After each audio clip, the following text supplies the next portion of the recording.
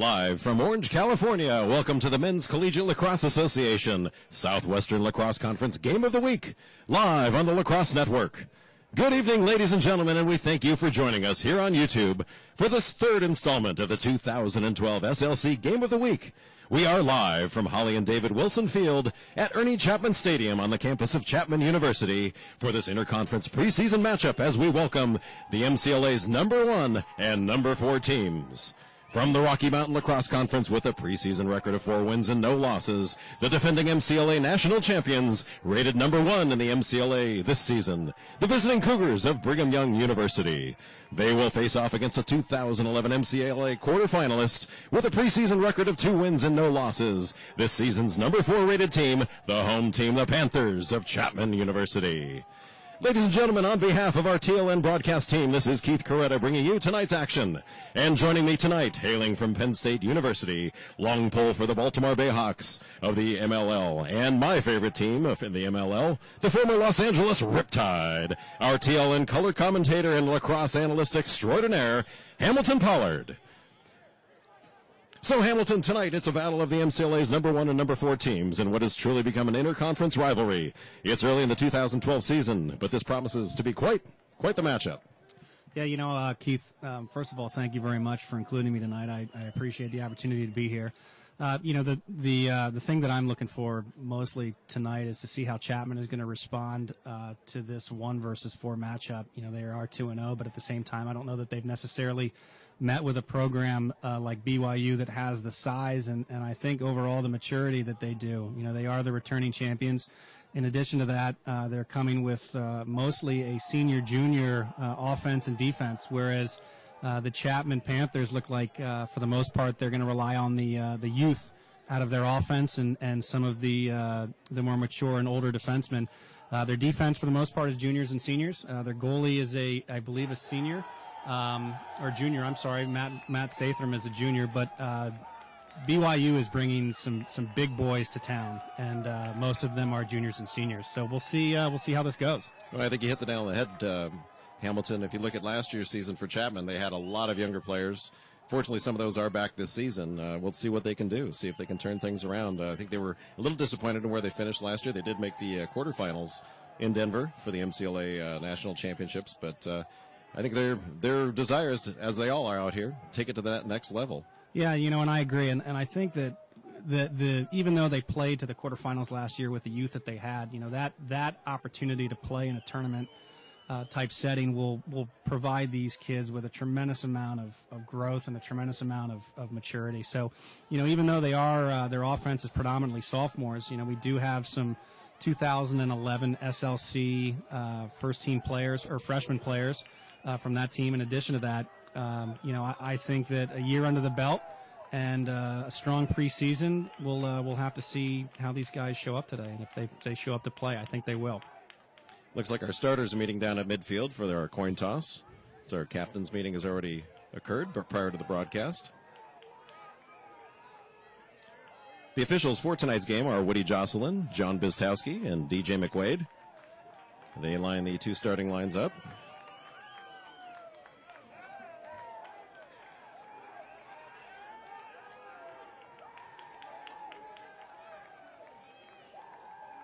And here we go. Goalies shake hands at midfield, and we're underway. And Matt Sathram showing a whole lot of enthusiasm as he comes out of that handshake. You know, that's where most of this game and most of this tempo is going to start and has to start. You know, the goalie has got to set the tone.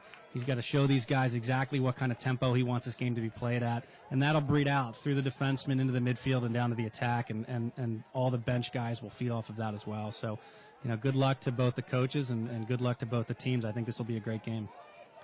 Looks like we have Matt Lyons for Chapman taking the faceoff.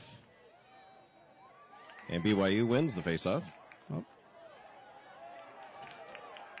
You know, and possessions are going to be key, I think, in this game, especially with the size and the maturity that BYU is bringing to the table. I think that Chapman has got to do a good job of controlling the ball on offense and making sure they're not rushing it too much so that they can get good long possessions. And that'll start with the faceoff. So we're going to be interesting to see how this faceoff game plays out today. We've got BYU cycling the ball around. That's Number 17, Corey Gunderson. Feeds it on back. They go to the top of the box by Jared Houghton. Jared Houghton, one of a pair of twins on the BYU team. Yeah, sorry, I was just going to say his brother's a defenseman, and his brother is a moose, 240-pound defenseman at 6'4". That's a big kid. They take the ball back, cycling the ball around well on this possession. Rips a shot from the side, goes out of bounds. BYU holds the possession. Bringing the ball in for BYU is number 17, Corey Gunderson again. Rounds it out to Patrick Matheson. Leaves the alley, throws it across. Another shot, and a goal!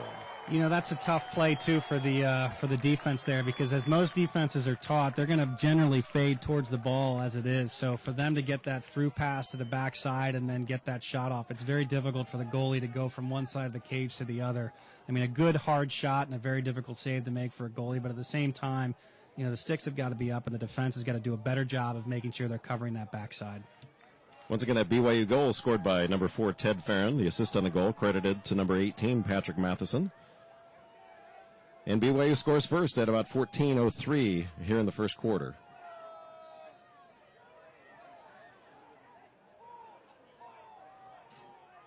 It's a good scrum on the face-off. They got a call. Looks like possession heading towards Chapman.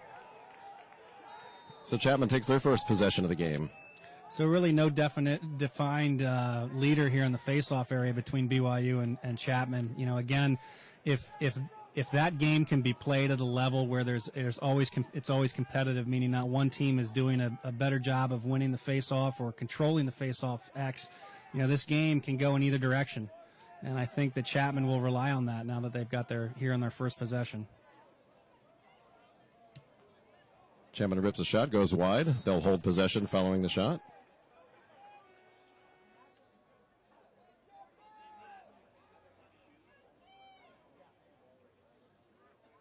Taking the ball in bounds is number 14, Timmy Andrews. Timmy Andrews is a San Diego kid. He's actually a native Orange County kid, but he played his high school game in La Costa Canyon under head coach Dallas Hartley, who is now the head coach here at Chapman as well. So he's very familiar with the type of game and the type of program that Dallas is going to run here at Chapman.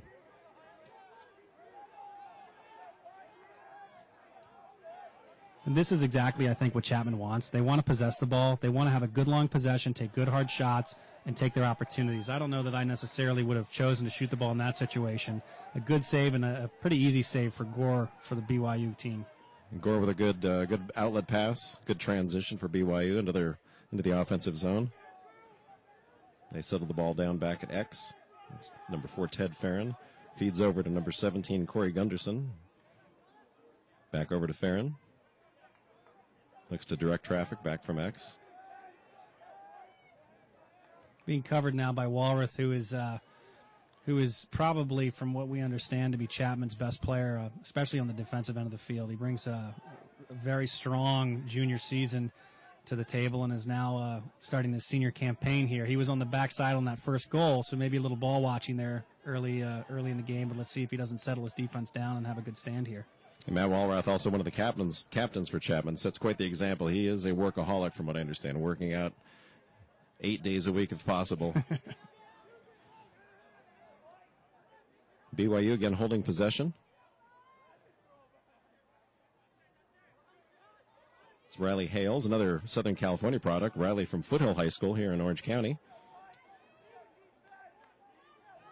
A good job overall on defense. At the same time, you know, BYU is showing the patience that I think comes with having a mostly junior-senior offense. Good save. Good save by Sathram. Chapman will look to get the ball out quickly, see what they do here. Walrath, who's probably the guy they want to have the ball in the clear.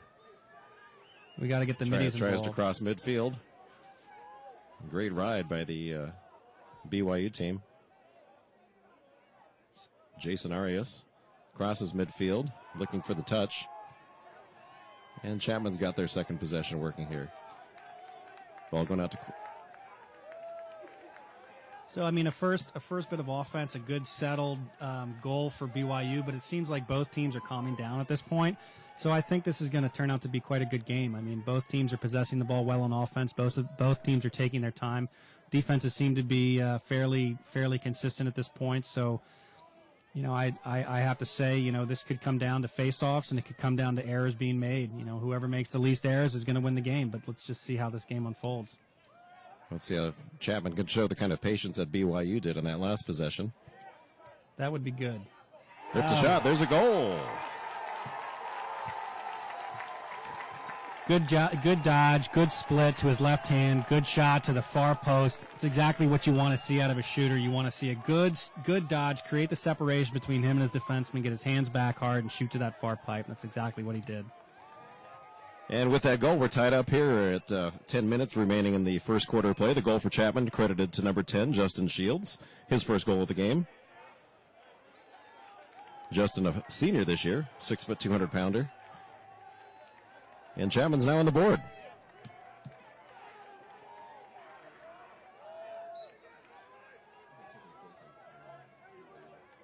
Can't see the number right now.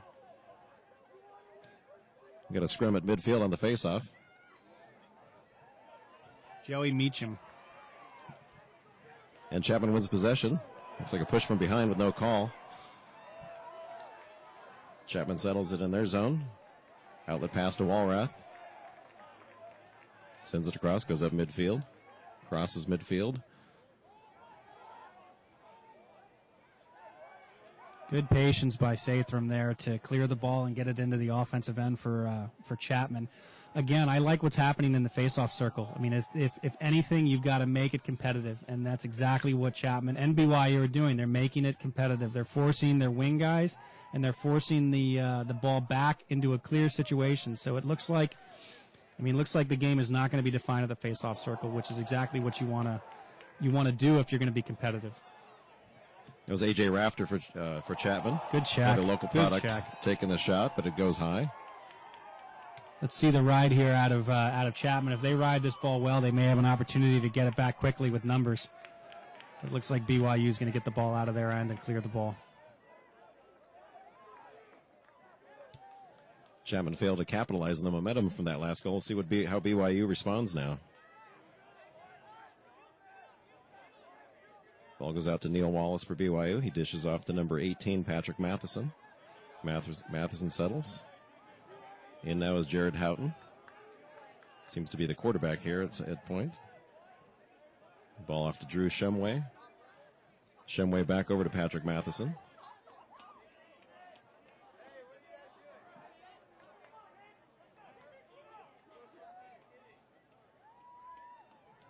It's number 4, Ted Farron, looking to take the cut in. Dishes back over to Houghton. Houghton back to X. And an errant pass. Ball goes out. Chapman will take possession. That's a good break for Chapman right there. That's a turnover that is very costly to BYU. You got to be able to move the ball, especially when you've got your first line midfielders out there. They did a good job of dodging down the side, seeing that nothing was there, and moving the ball to X. And that's generally the way that you'd like to have the offense flow. Dodge hard. If it's not there, move the ball to X, set the offense up. But that errant pass and that change of possession is killer. Got a whistle. Justin Shields was taking the ball for Chapman. Looks like he might have stepped out of bounds. Actually, we got a too many men call on Chapman. BYU takes the possession, so costly mistake for Chapman on that possession.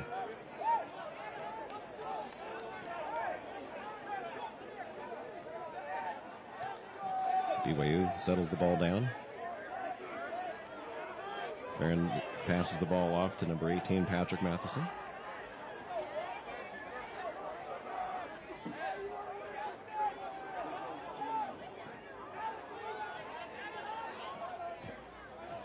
Drew Shumway with the ball. Again back to Gunderson. Jared Houghton at the top. Dishes off. It's a good handle inside by big number 18. That was a nice handle.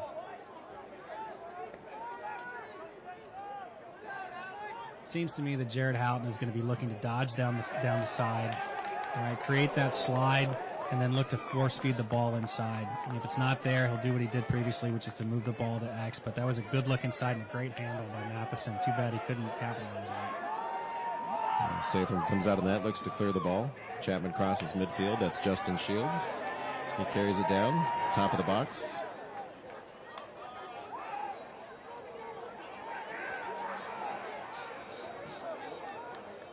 Chapman settles it, goes back to X. Number 14, Timmy Andrews again. Andrews passes over to Madison Fiore. Out to the top by Ryan Helmich. Yeah, it looked like BYU had an opportunity there to take advantage of a good matchup with their pull on number 10. Number 10 didn't look like he was very, very happy handling the ball, especially between the restraining lines. If I'm the coach for BYU, I might identify that matchup and see if I can't take advantage of that coming in the as this game continues. Chapman shoots, and they score. That's number 3, Andrew Clayton. Again, a good job of dodging, drawing a little bit of attention, getting that defense to ball watch a little bit, and then force feeding the ball inside for a good look and a nice goal by Chapman. You know, that will be what I think to be the tempo of this game. It looks like both teams are trying to dodge hard, draw slides, and then move the ball inside for looks in on the crease. Once again, that Chapman goal scored by number 3, Andrew Clayton. Assist on the goal credited to number 17, Ryan Helmich. And we've got a whistle. Looks like a hold call on the. It looked like it was a little bit of a trip, maybe a little bit of. I guess you could call anything at that point, you know. But Chapman does retain possession. It looked like they won the ball clean. There goes Timmy for a shot. Looked like they won the ball clean on the face-off, but they got good pressure from the outside from the wing play. Ball goes out. BYU takes possession.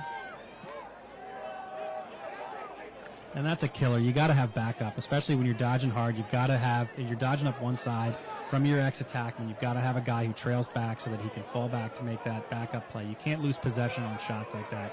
That's a killer for the offense.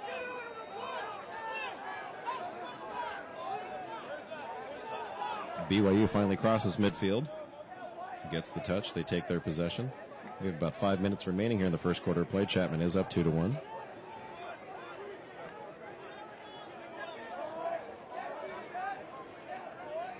Some good patience by BYU there not to force a shot that they probably wouldn't be, either miss the cage or maybe the goalie make a good save. He was a little off balance, taking a shot with a little bit of pressure. It's good to pull that ball out and make sure that you get a good long possession here, especially in the latter part of the first quarter. Get the right guys on the field, get your right matchups, and be able to go right at the Chapman defense. It's number 7, Jake Farron with the ball. Next pass goes back to the top of the box. That's Riley Hales, number 21. Back over to Farron. Farron goes in. Good defense by Chapman. The pole got a touch on that ball, causing the turnover. Chapman takes the possession. And a nice play by Sathram too.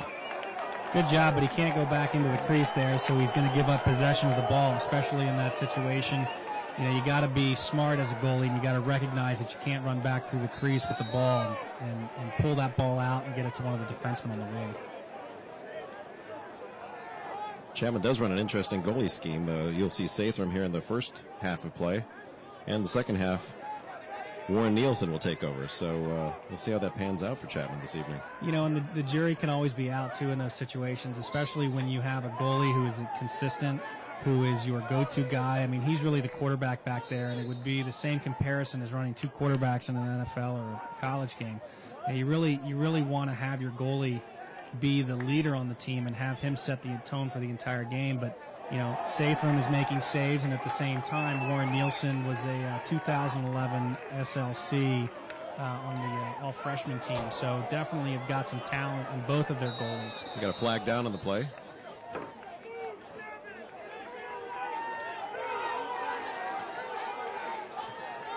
Technical foul on BYU, it looks like. So Chapman will go into a man-up situation here. That's a 30-second technical on number 7, Jake Farron, for interference. So Chapman with a 30-second man advantage. See what they can do with it. They're leading 2-1 at this point. I mean, I think the play here is take your time, set something up quickly, and get a nice goal, make it 3-1, and then go back to the face-off, see if you can't win it, get a good long possession, and then maybe make it 4-1 before the end of the first quarter. That would be, you know, in a perfect world, what I think Chapman would like to do, but let's see if they can execute here. Number 3, Andrew Clayton taking the shot. Good save by Gore. Same play. 10 seconds remaining on that penalty. Same play they ran that they ran on the last goal. Move the ball around a little bit, get a little separation on the crease, and then force the ball inside and get a good shot. Shot wasn't nearly as nice as the one before, but at the same time, that was a pretty decent man-up play there. Penalty is released. Team's already even strength. Drew Shumway with the ball. Hap Knowles is covering him. Hap Knowles was an offensive midi in high school at the Torrey Pines High School in San Diego, California, and went to Colorado, University of Colorado Boulder, and now is transferred here to Chapman, taking on the long stick role, and he's doing a real nice job. Ball into Andrew Harding. He gets the touch for BYU. Tripped up. Ball back over to Shumway. Shumway passes back to Patrick Matheson. 2 minutes and 30 seconds remaining here in the first quarter of play.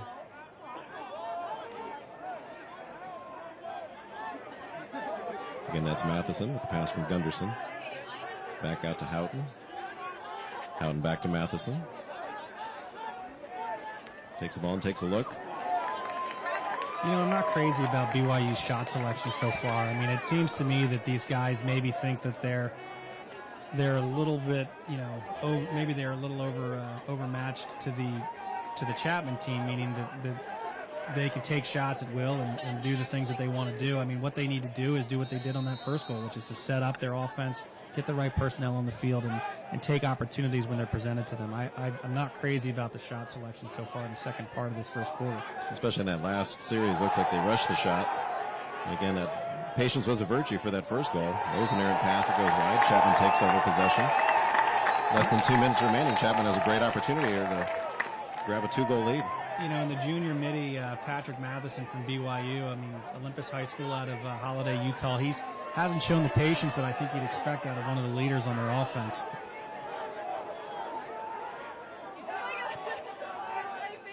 Chapman settles the ball. They hold possession.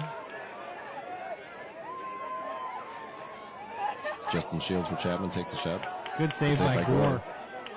Gore out of the crease. Uh-oh. That's a little hockey shot there off the bounce play. Ball still up for grabs. We got a little bit of a push there. I think we got a loose ball push. Loose ball push on BYU. Oh, correction. BYU is going to take possession of that. That's a tough call. In a scrum situation like that, you've got to let the guys play a little bit. There was no advantage of play by that push, so you got to kind of let the guys scrum it out a little bit. We've got a minute remaining here in the first quarter of play, so this is a huge possession for BYU.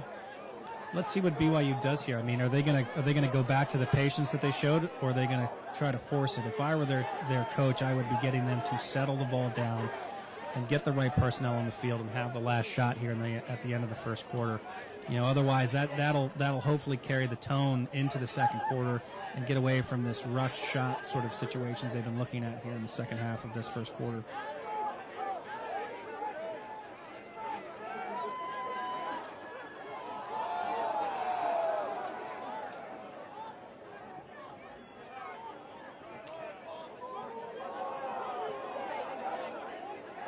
Riley Hales with the ball at the top of the box. Cuts in, looking to shoot. Good stick. Way to knock a pass down. That's what you want out of your defenseman. Knock the ball down, get into a fast break situation with 11 seconds left in the first quarter. See if they can capitalize here. Shot, and it goes wide.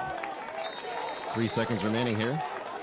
Good to have a reset play here quickly. You want to get a quick feed to the crease or a quick feed to an outside shooter, but with 3 seconds left, that ball's got to move quickly, and it's got to get into the hands of that shooter as fast as possible. Andrew Clayton feeds it in.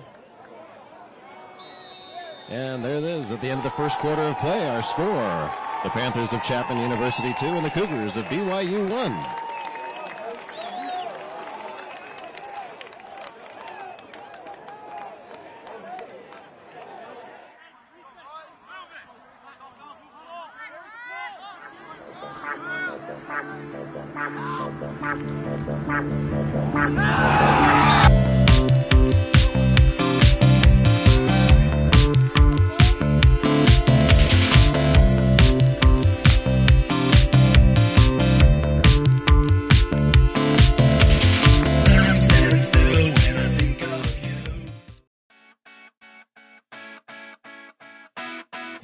State Fullerton goal!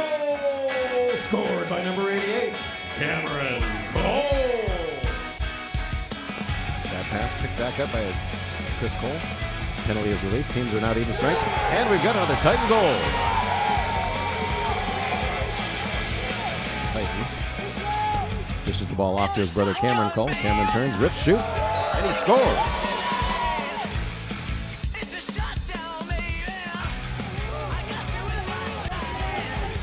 Chris Cole picks that up for the Titans, passes off to his brother Cameron Cole. He turns, shoots, and he scores. They've got a 1-goal deficit here. Cole rips the shot, he shoots, he scores to tie the game.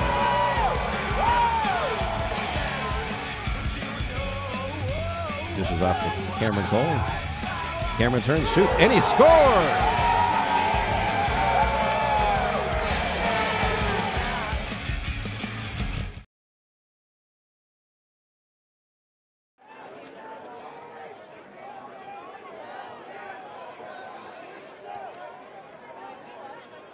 And fans, welcome back to Chapman University. We're live here in the second quarter of play with Chapman University up 2-1. We've got a whistle and some... Looks like there was a false start or on Chapman, so it'll be BYU takes possession. You know, I really think there was a wasted opportunity there with 3 seconds left at the end of the first quarter. I mean, with you know, you're starting to attack Andrew Clayton with the ball, and he throws a behind-the-back pass to the crease with 3 seconds left. As a coach, that would infuriate me, and as a teammate, it would infuriate me as well. I hope that Chapman realizes that this is the defending national championship team of BYU, and that they're going to have to be clean and perfect throughout the rest of this game if they expect to win. It's Drew Shumway with the ball for BYU. He dodges around. Looks to pass back. Throws on over to Patrick Matheson. Matheson cuts down. Looking to feed off. Goes back to X. And before Ted Farron feeds over. Back to the top. It's Drew Shumway. Great defensive play by Chapman. Chapman is doing a good job on defense there. You know, as one of their long sig middies, he's going to have opportunities to be in one-on-one situations with middies. And the more opportunity he gets above the restraining line, the more opportunity he's going to have to take the ball away. He's doing a good job so far.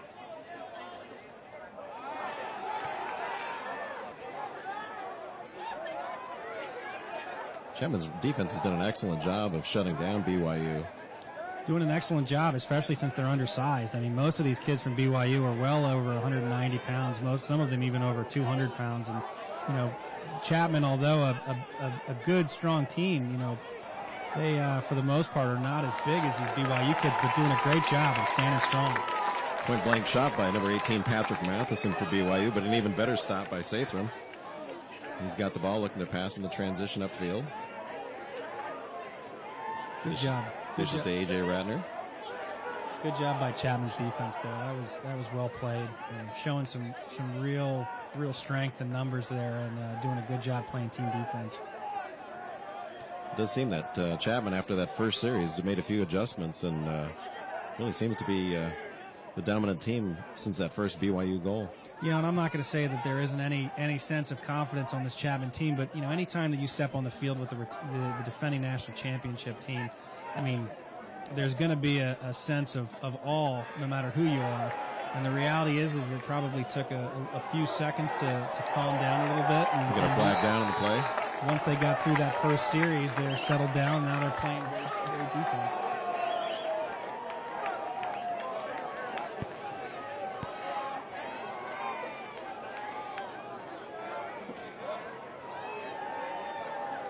Looks like Chapman will go on the offensive in a man-up situation, a legal body check on number 18 for BYU.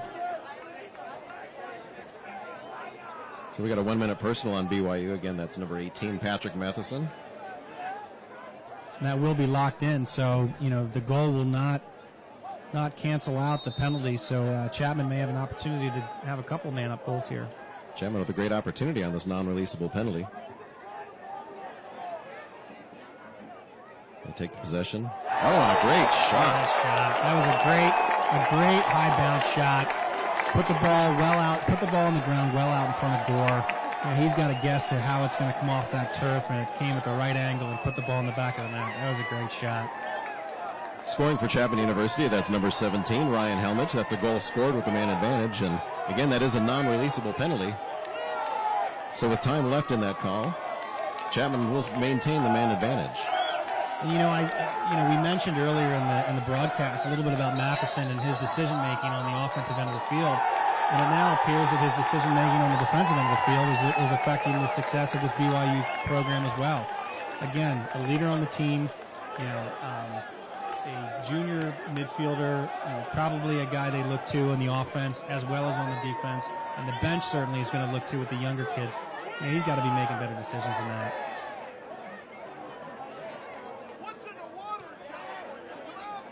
And lacrosse fans, tonight and every weekend this lacrosse season, TLN, the Lacrosse Network, brings you the highest quality lacrosse content here on YouTube, providing key interviews, in-depth analysis, and live MCLA broadcasts throughout the 2012 season. TLN is the place to be. Subscribe now to the Lacrosse Network for more great lacrosse content.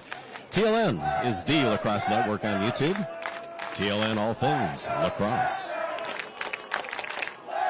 So Chapman does call timeout with the man advantage. We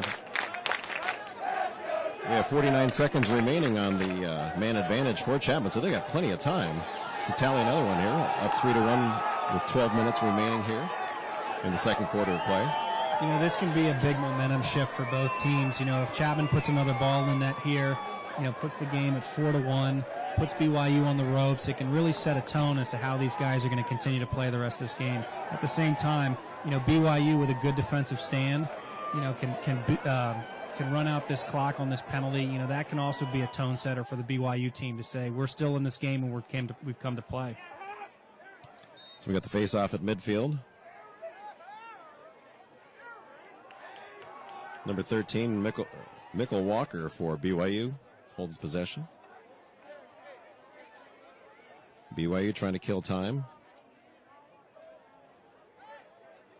And depending on how you want to play this from a defensive standpoint, I see that, you've got the man advantage, so you're going to want to double the ball. I know Dallas Hartley well, and I know he's an aggressive defenseman by nature, and I'm sure he coaches his kids the same way. I'd go after these guys and try to put the ball on the ground against BYU, really kind of keep these guys on the ropes, pound on them a little bit and see if they can't create an opportunity to get the ball back before the end of this penalty. Got 10 seconds remaining on the man advantage for Chapman. BYU doing an excellent job at this point, killing the penalty. Penalty is released. The teams are now at even strength. BYU holds that possession in the Chapman defensive zone. And I think a wasted opportunity really for Chapman there. They had plenty of time left on the clock after that face-off to put two men on the ball and really force BYU to make a mistake and see if they couldn't get the ball back with time left in that man advantage. Chapman really did seem to back off on that last possession. It was kind of shocking after the momentum clearly could have switched to a huge advantage for them. And as I mentioned, there is the opportunity there for BYU who just said, okay, we were man down, we gave up a goal, that's fine. We put a good defensive stand together, clear the ball, kill the clock, and now they're back on the offensive. So if they get an opportunity, there we go, ball's on the ground, and Chapman takes it back. So good defensive effort by Hap Knowles of Chapman. Again, yes. Chapman on the transition. They cross midfield. And I hope Chapman realizes, again, we mentioned they're playing the defending national champions. This team is returning this BYU team is returning most of their players. So, these guys know how to win. And so they're going to stick around, and that's a great thing about lacrosse is that, 1 goal, 2 goals, 3 goals, doesn't really matter. If there's still time on the clock, you give a team an opportunity, they're going to take it, and they'll end up getting themselves back in this game quickly. Madison Fiore with the ball for Chapman. Turns, passes off, back up to the top of the box to number 26, A.J. Rafter. Back to Timmy Andrews, number 14. Timmy looks. Good slide over by BYU to keep Timmy together. Timmy gets released, turns, shoots, the ball goes out of bounds and it wide. Timmy predominantly a feeder in this offense for Chapman, but at the same time, good dodge. Way to draw the slide. Nobody was open, so he took the opportunity and took the shot. Good possession. Oh, there we go. Oh, it's a goal for Chapman.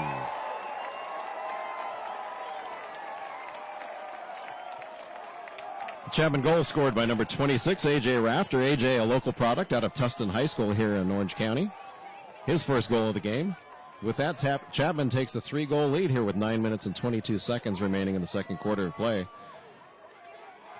I'm not sure how BYU got here. I don't know if they're suffering from a little bit of jet lag or what, but, you know, they need to be real careful here with this Chapman team and not let this game get away from them, because the way the Chapman is playing at the defensive end of the field, you know, they are really, really giving their offense the opportunity to score goals.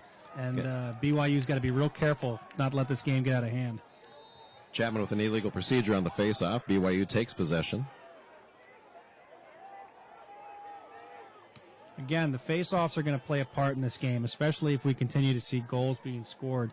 You know, if BYU starts putting some balls in the net and Chapman matches them, the faceoff is going to determine the outcome of this game. And at no point so far have we seen, you know, either team truly dominating at the faceoff X. So, you know, it's going to be, again, as I mentioned earlier, interesting to see how this plays out, especially at the faceoff X and with possession. Ball goes back to X for BYU. Number 4, Ted Farron. Ball cycled around to number 2, Drew Shumway. Shumway dishes off to Jared Houghton. Jared turns, passes back, goes up to the top, down to the side by number 18, Patrick Matheson. And we've got a goal for BYU. That was a good shot. Good high hand. Hands real high to low shot. Put the ball on the ground, let it bounce a little bit in front of the goalie, and put it in the back of the net. That was a really nice shot there. That goal scored for Brigham Young University by number 18, Patrick Matheson, his first goal of the game. Assist on the goals credited over to number 2, Drew Shumway. So Matheson starting to make some better decisions, we see.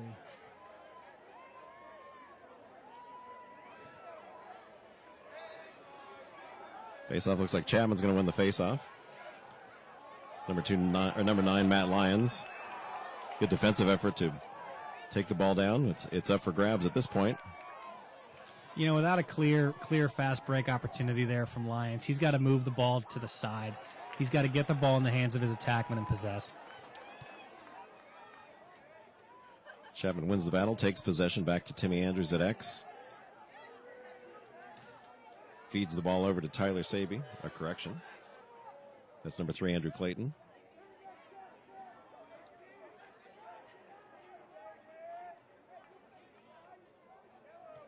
Good thing for Chapman to do here is to get a long possession. All right, they've done a great job on defense. They're winning. They've won the face-off. They just let BYU score, and they, for the most part, controlled, you know, the game in the last 10 minutes, let's say. So they're going to have to do a good job here possessing the ball and see if they can't get a goal out of this possession. Chapman ball back at X. Andrews feeds it over to Andrew Clayton. Clayton looks to dish the ball out to the top. Number 26, A.J. Rafter. Chapman shoots, and a goal! A little bit of a breakdown there out of the BYU team. It looked like once they slid to the wing here, and then the ball ended up on the ground. It almost looked as if everybody was seeking for a ground ball opportunity, which left number 10, Justin Shields, wide open inside. So as soon as they were Chapman was able to pick the ball up, quick feed inside, quick shot, and Chapman's on the board again. That goal for Chapman University, scored by number 10, Justin Shields. That is his second goal of the game. And credit the assist on that goal for Chapman to number 26, A.J. Rafter. So with that, Chapman regains the 3-goal lead. Got an illegal procedure call. BYU will take the possession.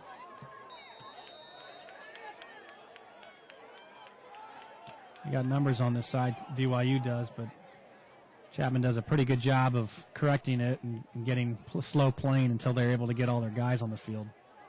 Ball over to Gunderson. Gunderson looks to pass, goes back to the top. Number 5, Jason Arias. Arias to Houghton. Back over to Neil Wallace. Wallace to Drew Shumway.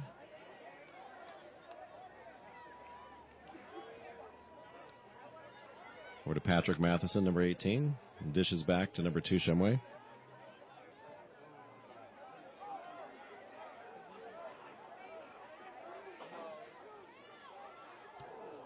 Shot by Brigham Young. Goes wide. BYU will maintain possession following that shot. Yeah, there's a Walrath who's normally a long stick midi and also plays down at the close defensive position.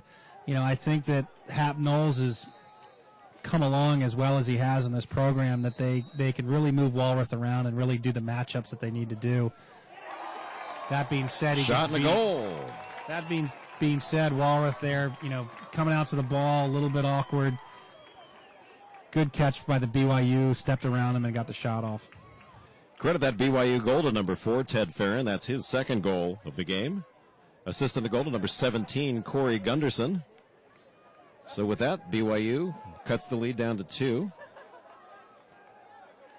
Again, I think this BYU team will hang around. They'll hang around all game, and slowly chip away at the lead that Chapman has, unless Chapman continues to play a pretty perfect game down low. If you look at the 3 goals that BYU has scored, most of them have come off of some sort of defensive breakdown. When we've got Chapman playing perfect defense down there, good 6-on-6 team defense, we end up with them making a good stop. It's number 26, A.J. Rafter for Chapman taking the shot. Rings off the bar, up the post. BYU takes that possession.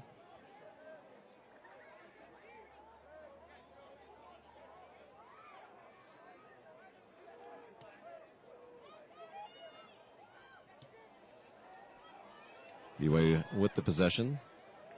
Number 17, Corey Gunderson. Back over to Gunderson. Gunderson to Riley Hales. Hales out to the top to Patrick Matheson. He looks to correction. That's number 19, Andrew Bertha. Back to X. It looks to me like BYU their coaches had a good long conversation at the break, telling their offense that they need to do a better job of being patient and taking their shots when given to them and taking advantage of those opportunities.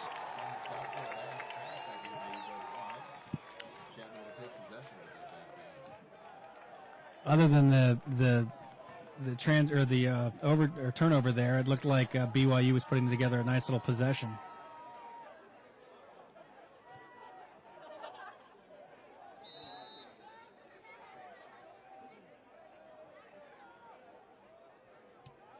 Chapman with the ball. They looked across midfield. Ball goes down. They retain the possession, looking to get the touch. Chapman is utilizing their long sticks and their clear, and their middies need to get way more involved. A couple of errant passes, a couple of tricky plays in between the restraining lines, and then later in the game, if this game continues to be close, could be real difficult. A shot and a goal.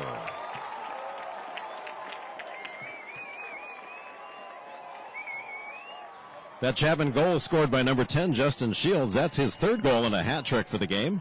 No assist on the play, but with that goal, at 4 minutes and 28 seconds remaining in the second quarter, Chapman 6, BYU 3. I made a comment earlier about Shields and BYU taking the opportunity to go after him a little bit. Didn't look like he was very comfortable with the ball in his stick, but looks like he's pretty comfortable shooting the ball considering he's got 3 goals so far.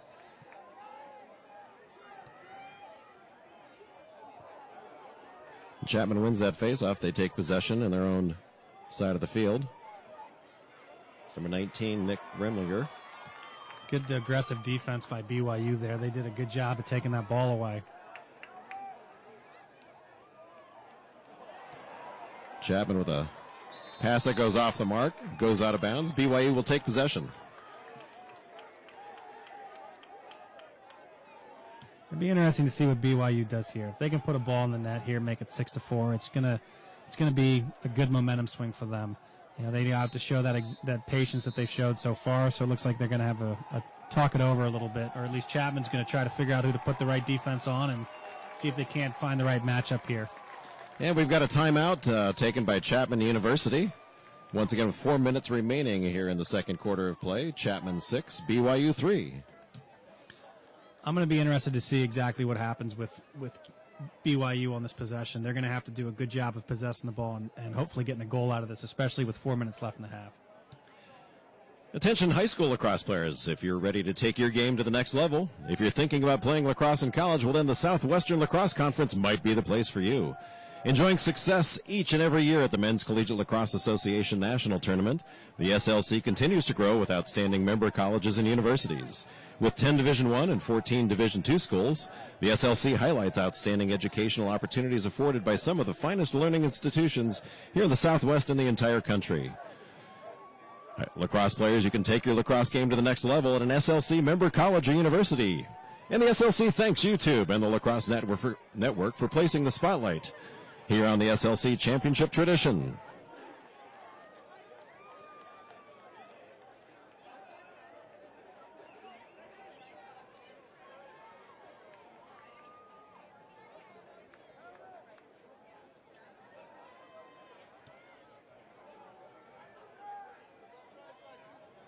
So with that last Chapman timeout, that exhausts their timeouts here in the second quarter of play. BYU still has 2 timeouts remaining. BYU with the possession, ball back at X.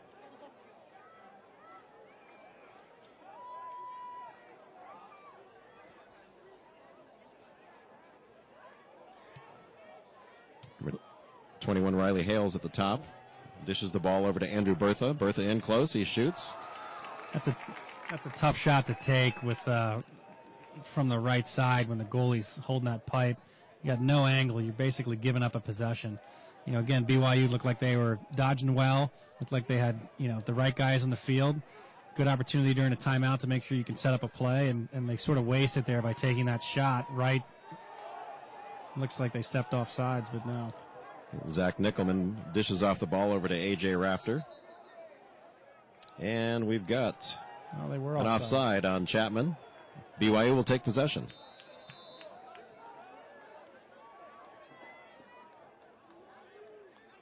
Three minutes remaining here in the second quarter of play. Chapman with a 3-goal lead. BYU in possession. Jake Farron at the top of the box. Dishes back over to Riley Hales. Hales over, Again, BYU takes a shot, not maybe an ill-advised shot at that, but they do maintain the possession. I mean, a righty low to high shot on a big goalie who's taking up a lot of cage on that side. I mean, that's not the shot I would take. But shot and a goal. That BYU goal scored by number 17, Corey Gunderson. Credit the assist to number 4, Ted Farron. For Gunderson, that's his first goal of the game. And with that, 2 minutes and 40 seconds remaining here in the second quarter of play, BYU cuts the lead to 2. And BYU went back to exactly what was working before. Dodge hard, draw the slide, move the ball inside, get a shot. It's exactly what they did, and they got a goal out of it. The ill-advised shots on the low to highs and into the big goalie aren't working. That is. We got Ryan Helmich wins that faceoff for Chapman. Rushes the ball down, he shoots. Ball picked up by Andrew Clayton, a backhand shot, and he scores. Chapman starting to take a little bit of control here, the face-off X. They've done a pretty good job of pushing the ball in front of them and either winning it clean or getting some opportunities for their wing play to step in and help out. But that Chapman goal scored by number 3, Andrew Clayton. Andrew Clayton a few years ago in Manchester, England for the 2010 Federation of International Lacrosse World Championships, played for Team New Zealand along with his brother. Gets his first goal of the night. Chapman goes back with a 3-goal lead here with 2 minutes and 30 seconds remaining in the second quarter. Possession goes to Chapman off the face-off. Another win, another possession for Chapman. This is going to be the things that they're going to need to carry into the second half of this game to maintain their lead and to maintain good possession. With a 7-4 lead coming into the second half, it would be very pertinent to maintain as long possession as you possibly can, eat as much clock as you possibly can, and don't give BYU any opportunities to get back in this game. So Chapman holds that possession. That's number 17, Ryan Helmich. He passes back over to Thomas Zervis at the top, who dishes off to number 34, Alex Williams. Williams with the ball, goes back to the top. Crossfield pass to Ryan Helmich. Helmich looks, dishes off over to Andrew Clayton. He shoots and he scores. That was a good dodge and a good feed. That was a good shot, good finish. by Clayton. 8-4, Chapman with 1:42 left in the first half. Starting to set a little bit of a tone going into the second half here. Once again, that goal for Chapman University scored by Andrew Clayton. That is his second goal of the game. The assist on the goal by number 17, Ryan Helmich. And Chapman opens up their biggest lead of the game with 1 minute and 42 seconds remaining here. 4-goal lead.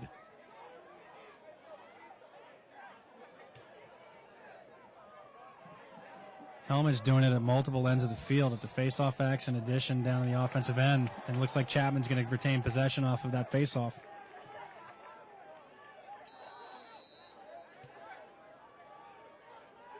Chapman brings it up. We've got 1 minute and 30 seconds remaining here in the second quarter. Back to Timmy Andrews at X. Dishes the ball over. Back up to the top to Madison Fiore. Fiore takes it down the alley.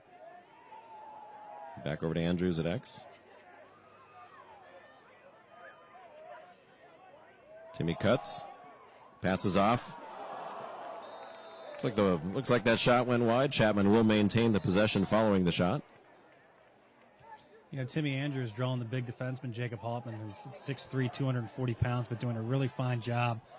And a shot by number 26, A.J. Rafter. It's a goal. A really fine job of dodging, beating his man, forcing Halton to use his feet, and then moving the ball up into a position to get a good shot. And a goal. Once again, that score for Chapman by number 26, A.J. Rafter. His second goal of the game. Once again, A.J., a local product here out of Tustin High School. And with that, Chapman pulls a 5-goal lead with 51 seconds remaining here in the half.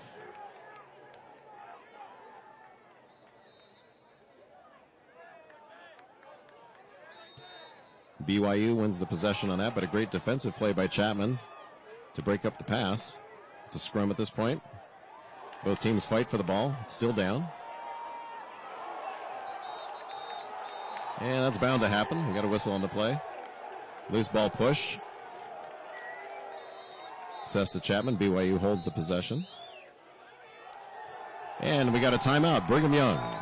BYU taking their licks here. Looks like they're going to call a timeout and try to compose themselves a little bit. That was a pretty aggressive scrum right there, and looks like there was some good pushing and shoving going on from both teams. Chapman certainly is showing that they have come to play, and certainly showing that they are not going to be embarrassed on their home field. And fans, it is time for a little shameless self-promotion here on TLN. From the Federation of International Lacrosse Women's World Championships in the Czech Republic to the FIL Men's World Championships in England, to the voice of LXM Pro, TLN, and Major Motion Pictures, I am the voice. And you can visit my website to see what the voice can do for you. Providing services including play-by-play and stadium PA and music production, entertainment and industrial voiceovers. Long before the television show, I am the voice. This is Keith Coretta, and be sure to visit me online at www.keithcoretta.com for more information.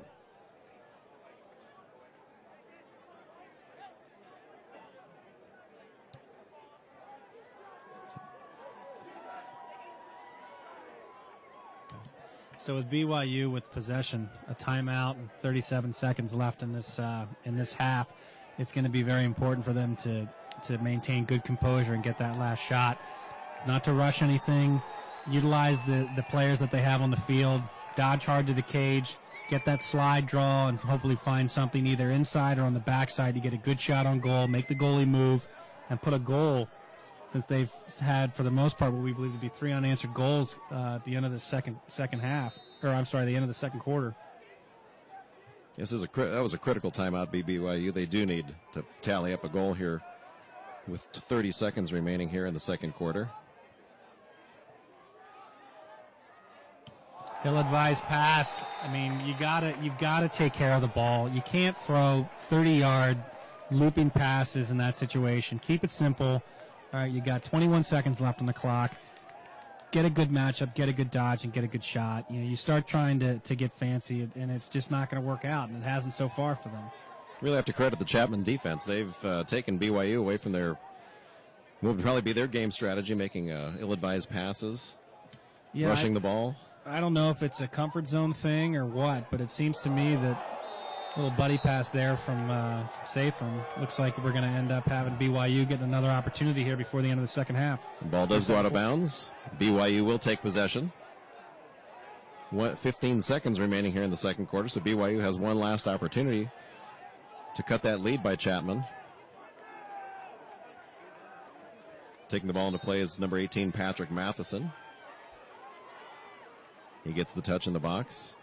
10 seconds remaining here in the second quarter. He dishes off, goes back, and good defensive effort by Chapman to knock the ball out of bounds. Chapman takes possession with 4 seconds remaining here in the second quarter of play. Again, I mean, we got to credit Chapman's defense. They're doing a good job of putting the right amount of pressure, showing a little bit, forcing BYU to think that they've got open guys on the backside and forcing them to make long passes that can either be deflected and or can be. And that's it. At the end of 2 quarters of play, our score: the Panthers of Chapman University 9, the Cougars of Brigham Young University 4. Ladies and gentlemen, we'll be back after a brief timeout here on the Lacrosse Network. This is the SLC Game of the Week.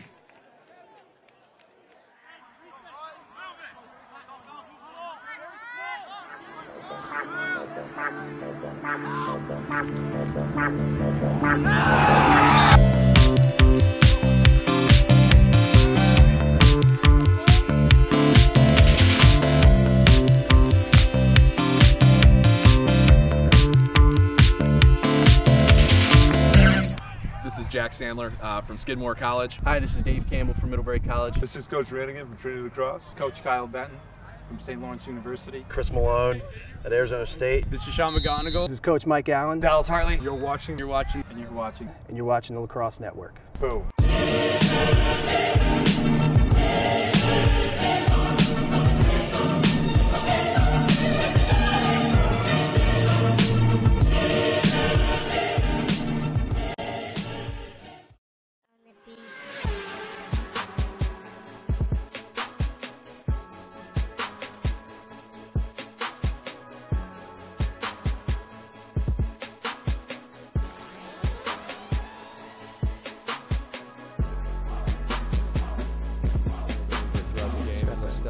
There we go, shot. Good save by Skazafava.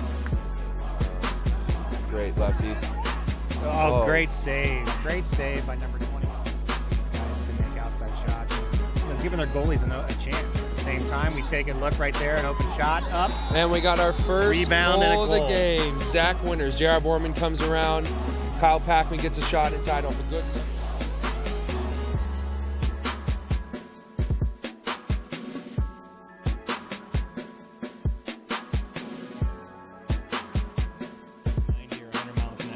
Sergio Flores here and Ryota Maeda playing a little two-man game again. Sergio comes around, looks for Trevor Goodham. Oh, Trevor Goodham scores off the feed from the midfield. They're going to carry the ball with number 12 running the offense. There we go. Oh. No, looks like a good save by number 21. Martin Alonso comes across the cage, pipe to pipe. We're going to make some separation shot. Oh. High to high is tough on, especially even on a freshman goalie like Skazafava, who's played pretty well. Motion from J.R. Borman. He goes from that top center spot all the way back to X. Now he's going to control from X. Oh, and a good cut from number 20 and a good feed. Unbelievable finish from Kevin Rowan. They set that up. That was a beautifully drawn up man-up play. Look, J.R.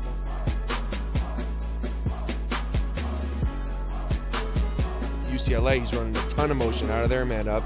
They're going to stay pretty stagnant and looking for skips. Oh, and a goal by USD. That was the best ball movement and the best offensive series we've seen out of USD. And what comes out of it? A goal. Number 3. I agree. Was USD. Especially with as close as he's getting, and a goal! Goal by USD. Number 9 brings the ball around for Max. Unattested score, 3-2. And those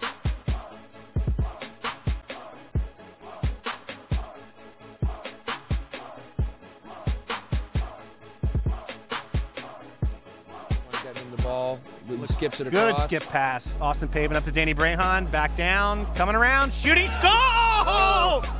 Oh my Lord, what a great scrum. Some exciting lacrosse here, ladies and gentlemen. I'm impressed overall with USD's progression through this game. And as I say that, Skazafaba gets one snuck by him for a goal. That was a backbreaker. In the open field, and it's the time to pull it out. Good decision. Good job. Good patience on that. They've got time left, and we're at a 4-2 game. And they increase speed! Number 12 to number 1, cutting down from the midfield. Great job. DeSantis on another inside finish. 4-3 UCLA. We got a 1-goal game again, folks. I think he can dodge this kid and beat him and create it, bring a slide to him, and then score. Backside look, open net shot, score 4-4! Oh, USD putting the ball in the net. 60-yard shot. It actually lands up on cage as time expires. And gentlemen, we are going to overtime here at Manchester Field, San Diego, California. UCLA's got the ball. Ball goes down. We're riding hard. Lots of good hard rides. Looks like there's a still continue to scrum. Big hit up high on UCLA's number 18. It looks like we're going to go into a man-up situation. And we have a man down on the field. J.R. Bowman behind. Skip to Trevor Goodemy wants it bad. Oh, good save by Skazafaba. That's been open all game. Trevor's been looking in that corner. They've been setting that play up all game. Trevor. Goalies from 12 yards out. Borman takes a shot with no backup when they're in the process of transition. You know, that very well could be the game for UCLA. It could be the game right here. There it is. What did I say? USD wins the game in overtime, 5-4.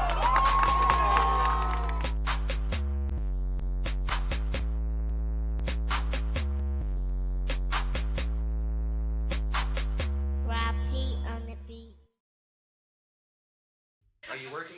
What kind of work do you do?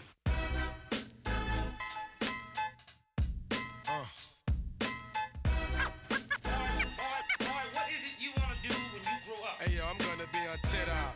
That's all my eyes can see. Victory is mine, yeah, surprisingly. I've been laying, waiting for your next mistake. I put in work and watch my status escalate. How you doing? Andreas Gaynor, Philadelphia transplant, living here in Irvine, California, near Newport Beach, Corona Del Mar, Orange County, California, trying to spread the love of the game of lacrosse.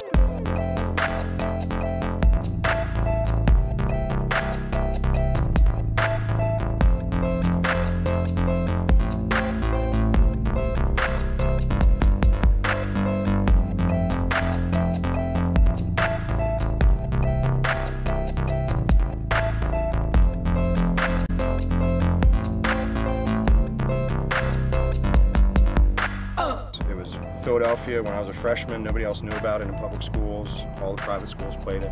Then when I went to UVA in that area in Virginia, it was just starting. So it was the same exact thing. I was like, oh, I've seen this before. And then 20 years later, I can't believe it, I move out west, and you know, here it is, still starting again.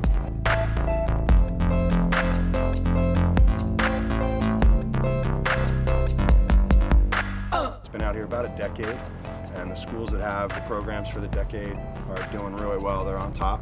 And we all know that it only takes time. And so in the next 30 years, you know, California lacrosse is looking good.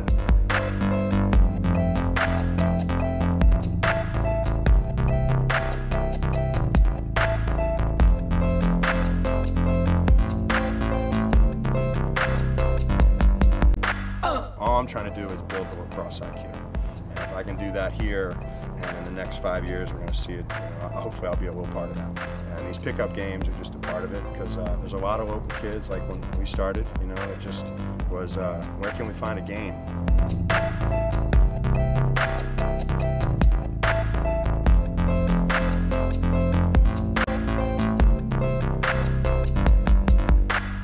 This is kind of the norm for people in Maryland, and there's about 100 people, and there's 2 fields going. So in time, it will happen. So I just feel blessed to be able to do it.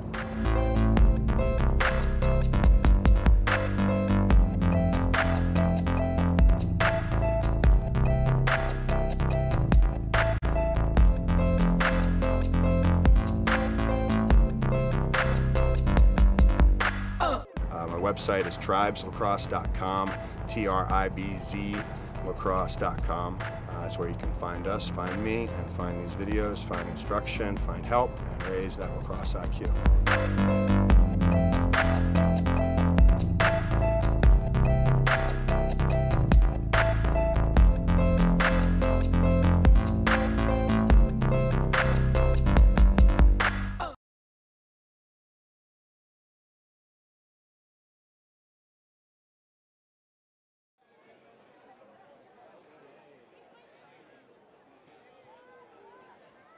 Ladies and gentlemen, welcome back to Orange, California. We are live on YouTube. You are watching the Lacrosse Network and the TLN Southwestern Lacrosse Conference Game of the Week.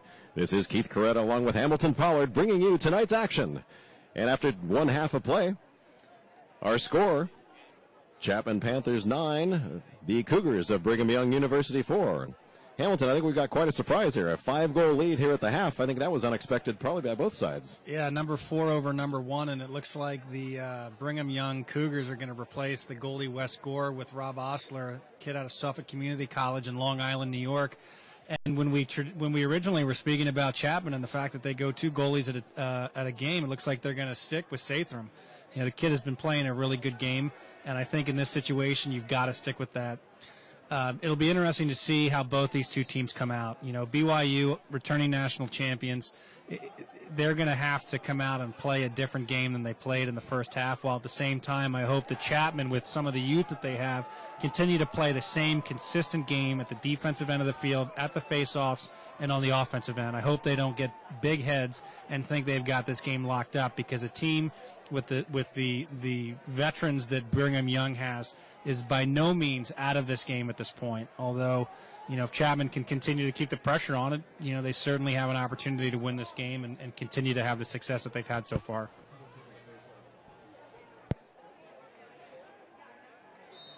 And we're back. We're live here in the third quarter. Mickelwalker for BYU. And Chapman holds that possession off the faceoff. Matt Walrath comes up the field, crosses midfield, gets the touch. He dishes off to X. And Chapman with our first possession here in the second half of play. This will be a good indicator as to how Chapman is going to approach the second half, to watch what they do here with the ball. At the same time, we've got to make sure that BYU is doing a good job of getting their new goalie comfortable and getting him some shots from the outside that he can see easily and that he can pick up quickly, make good saves, make good outlet passes, and make sure that he gets settled a little bit so that the second half can go into their direction, hopefully. Timmy Andrews with the ball for Chapman. Good defensive effort by BYU. The ball goes down. It's up for grabs at this point. Ball goes out of bounds. BYU will take the possession. Jacob Houghton, the other twin in the Houghton clan, inbounds the pass. BYU crosses midfield, gets the touch. Ball goes down. Again, a good defensive play by Chapman. They do take possession. Coughs up the ball. BYU gets the ball right back.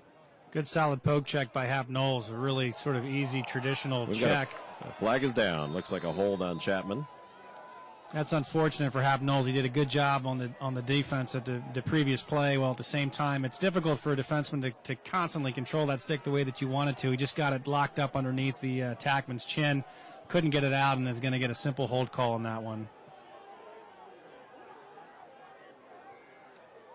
So we've got a 30-second technical hold on, again, number 21, Hap Knowles. Gives BYU a much-needed man advantage for 30 seconds here with 13 minutes and 44 seconds remaining in the third quarter. BYU really needs to cash in on this one.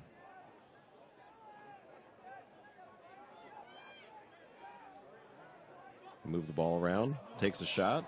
Not a great shot choice by BYU. They did a good job of getting the defense rotating and a good job of moving the ball quickly in and out of their sticks. They've got to do a better job of taking care of the ball on their shots. I mean, their shots have got to be much better than those that they've shown so far. BYU will hold possession following that shot. Approximately 15 seconds remaining with the man advantage. There's a shot, rips off the crossbar. Matheson with a heater coming from the outside. Another flag is down. Then tempers flare on the field with that flag. Sathram showing his intensity there with a little bit of dancing as he gets up off the ground. I think BYU took a few liberties on the goalie when he was out of the crease, and they'll have to pay for that. That's unfortunate for BYU. Matheson with a big right-hand shot from up top, dinging off the post there. Goalie got lucky with that save, but at the same time, you know, you can't push the goalie from behind. You can't push anybody from behind, and so now Chapman's going to have a 30-second push and a man-up situation. So they'll probably kill the penalty. And we got 5 seconds remaining on that Chapman penalty, and then they'll take the man advantage. Again, the penalty for BYU is a 1-minute personal for a trip on number 8, Andrew Harding. Penalty is released for Chapman. Chapman now with the man advantage and the possession.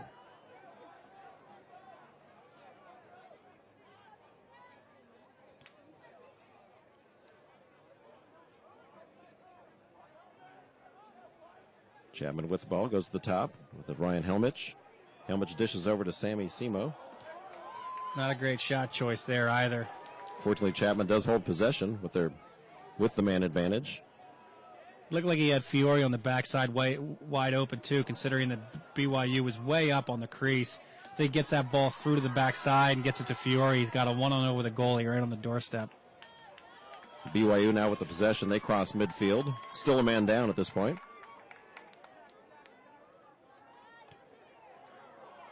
This is off.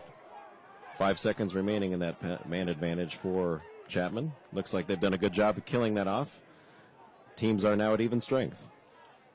BYU would be smart to get their pole off, get the right personnel on. You know, they've got their defensive middies on, and they've got their from their man down play there, and they've got some of their transition guys in. So get the right personnel on the field, get a good long possession, and see if they can't get a goal here. So with under 12 minutes remaining here in the third quarter of play, Chapman still leads by 5. They're up 9-4. BYU with the possession. It's number 2, Drew Shumway. Dishes the ball back to X. BYU looks to cycle. They go back to X. That's number 8, Andrew Harding. Harding back to number 17, Corey Gunderson. Back to Patrick Matheson. He dishes to the top, Jared Houghton. Houghton in, he looks, hits the crossbar. BYU holds possession with the shot. Sathram's gotten lucky here in the last 2 shots. I mean, it could easily be at this point 9-6, but the pipe, as any goalie will tell you, is certainly their own best friend. 2 big shots off the pipe by BYU have kept this game at a 5-goal lead for Chapman. Chapman definitely taking advantage of the breaks that they've had here in the second half of play. BYU with the possession. That's Drew Shumway. He's in, he turns, he shoots, and he scores. You know, we've been singing the praises of Hap Knowles the entire game. He does have a tendency, though, to get himself out of position by overcommitting a little bit. You know, if you're going to be a pressure defenseman and you're going to overcommit, you've got to have great feet. You've got to have great speed. You've also got to force your mistakes to be down towards goal line extended and below.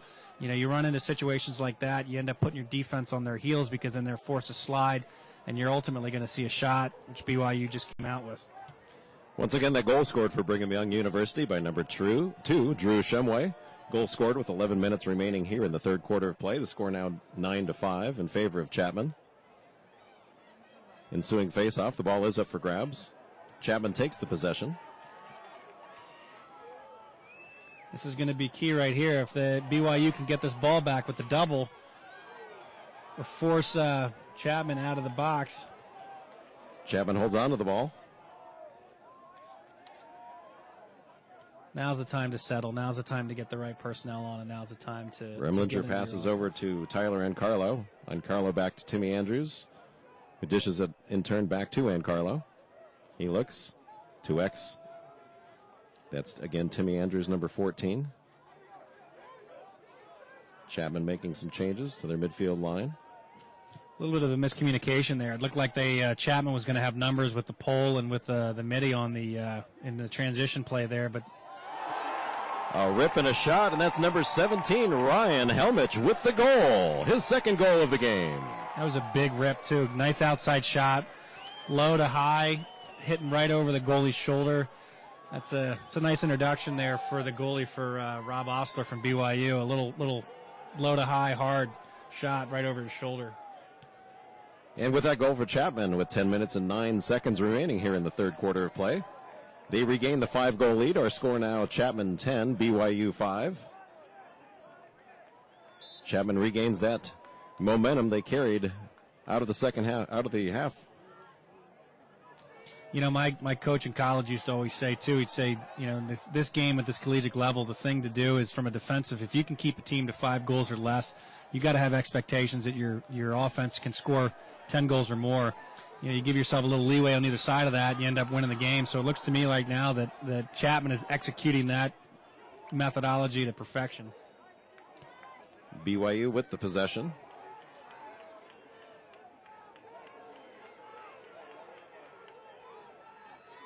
And for that last Chapman goal, you can credit an assist to number 3, Andrew Clayton. Wow. And BYU shoots and a goal. Wow, that was a lucky goal right there. You know, the big defenseman, Jacob Houghton, making a probably not a great decision by throwing the ball as hard as he can down to the other end of the field, hoping it almost got intercepted by Chapman, and what ends up happening, the ball gets through for a 1-0 right on the doorstep. BYU comes away with a goal. And that BYU goal scored by number 8, Andrew Harding. Goal scored with 9 minutes and 30 seconds remaining in the third quarter of play. Our score, Chapman 10, BYU 6. Down to the face-off. Chapman wins the possession. Matt Walrath picks the ball up, crosses midfield. Matt Walrath showing quite a bit of speed. Dishes over to Andrew Clayton. Shoots, and the shot goes wide. Chapman maintains that possession following the shot. Yeah, Walrath really doing a good job of showing his leadership and his control and patience. I mean, he does a good job of getting the ball into the offensive end of the field, and then he's not rushing it in any one direction. He's finding the open guy and forcing himself to make good decisions down there, which is he's done a great job so far. Andrews getting double teamed behind the play. Flag is down.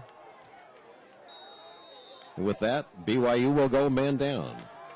That's a tough call. That's. I mean, I understand that the rules and regulations of the game are such, but at the same time, you've got to let teams play a little bit, especially when you're talking about number 1 versus number 4. Second half of the game, and both these two teams are trying to get themselves in a position to win this game. You know, I don't know that I would have made that call, but at the same time, you know, referees are down there on the field and they're making the best judgment calls they can. Chapman will get the man advantage. The penalty on BYU is assessed to number 6, Neil Wallace. That is a 30-second technical for an illegal push. And Chapman has a 30-second man advantage.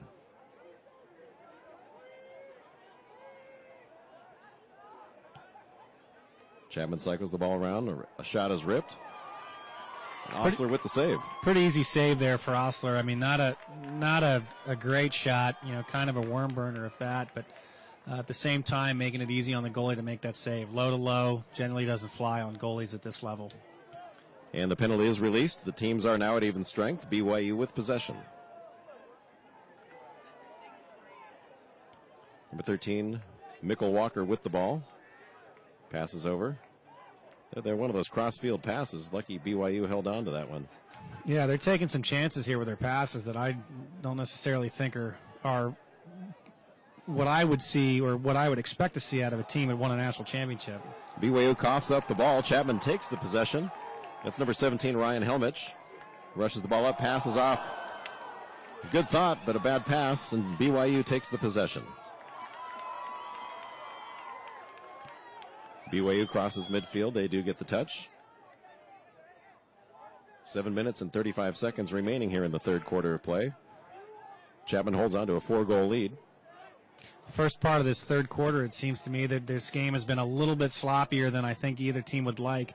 You know, there's been less of this sort of controlled possession of the ball, a little bit less of this, really sort of taking our time, getting the right personnel on, finding the right matchups and going at it. It's been a lot of between the restraining lines and either end to end, and I don't know which team is favored in that situation, but it seems to me that a team like BYU that's got some more veterans on their squad may be able to win that battle. So it'll be interesting to see how this third quarter ends up, especially with BYU now closing the gap to 4 goals. Jared Houghton for BYU takes it, rips the shot. It goes wide. BYU will hold the possession. Ball inbounded by number 17, Corey Gunderson. Dishes over to X. It's number 8, Andrew Harding. Harding goes at the top of the box. Number 2, Drew Shumway. Shumway, another bad pass by BYU. This one goes out of bounds, and Chapman does take the possession. Terrible possession by BYU. Again, I keep saying it, I feel like, but they've got to do a better job of controlling the ball. They've got to use the maturity and the veterans on their team and the leaders on this team that helped them win a national championship to control the ball a little bit better. You know, those sloppy errant passes are just not going to go, especially in a game that you're losing by 4 goals. Chapman's defense really has done a good job of taking BYU off of their game. Matt Walrath with the long pole rips a shot. Save is made by Osler.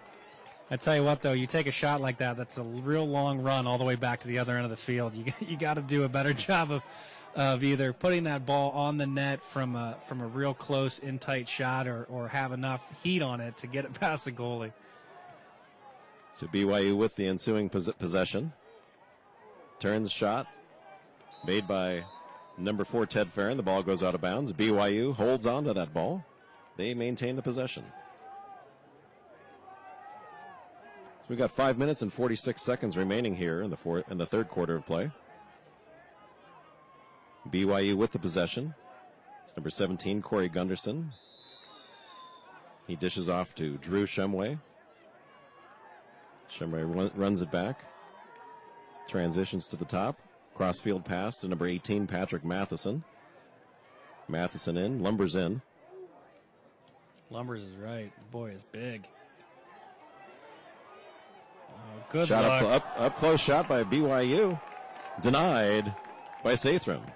Chapman's got to be real careful when they start bringing that help from the backside or from that adjacent defenseman. I mean, that you're opening yourself up for a killer, which they almost got beat on right there when you get a guy cutting from X, catching the ball inside and having a 1-on-0 on the doorstep. But again, you know, BYU needs to take one more step up above goal line extended than they are in order to get the angle that they need to take that shot. You know, Sathram is having a good game today and is doing a good job of holding that pipe, and you're just not going to beat a goalie taking shots like that. You got to get a little bit more angle and shoot to that far hip or shoot to that far post. Chapman with the possession. Back to Timmy Andrews. Andrews dishes off over to Andrew Clayton. Clayton holds on to it. Chapman settles in. Back to Andrews.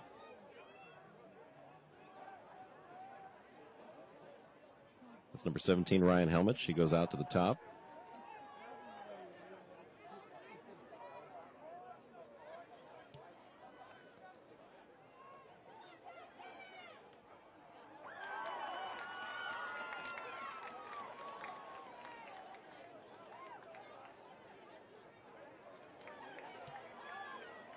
Osler's looks like he's starting to settle in a little bit. He's had a couple of shots after that first goal that he let in that he's made some pretty good saves on.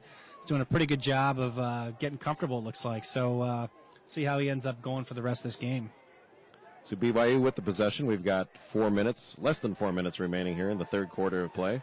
They're in desperate need of a goal. Need a little momentum change if they want to stay in this game. Yeah, I got to agree with you there. I mean, they've had a bunch of opportunities here, especially in the last possession. They had 2 real good opportunities on the doorstep that they squandered for taking poor shots. At the same time, though, you know, they have got their opportunities, and if they plan on being in this game and winning this game, they're going to have to take better care of the ball and put it in the back of the net. Ball in to number 7, Jake Farron. BYU with the ball. That's number 21, Riley Hales. Ball to number 19, Andrew Bertha. Bertha dishes back to Jake Farron. Farron looks.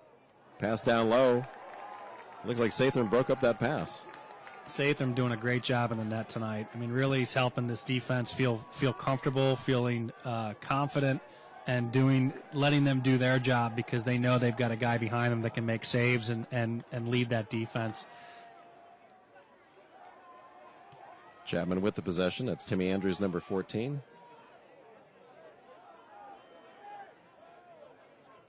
Passes back over to number 13, Madison Fiore.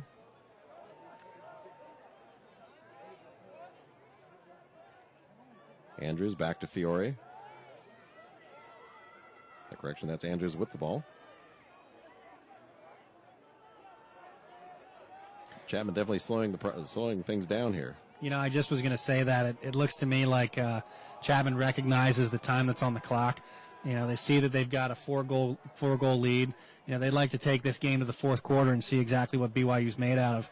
You know, I think they're going to try to do their very best to hold on possession of this ball until the end. But it looks like good job by BYU playing some strong defense. Good opportunity when Fiore turns his back to double the ball, especially behind the cage, and they end up coming up with the ball. So let's see what they can do now. Good defensive effort by number 6, Neil Wallace, to turn that ball over. We've got less than 2 minutes remaining here in the third quarter of play. Chapman holds on to that 4-goal lead, up 10-6.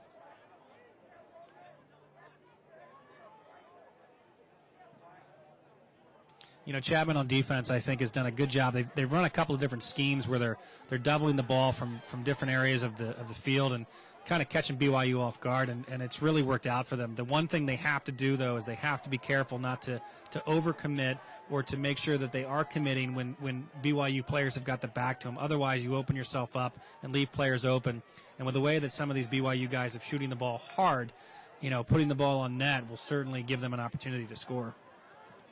BYU running out of time here in the third quarter of play. We have less than 1 minute remaining. Riley Hales with the ball for BYU, but a better defensive play by Chapman. Turns the ball over. Chapman crosses midfield.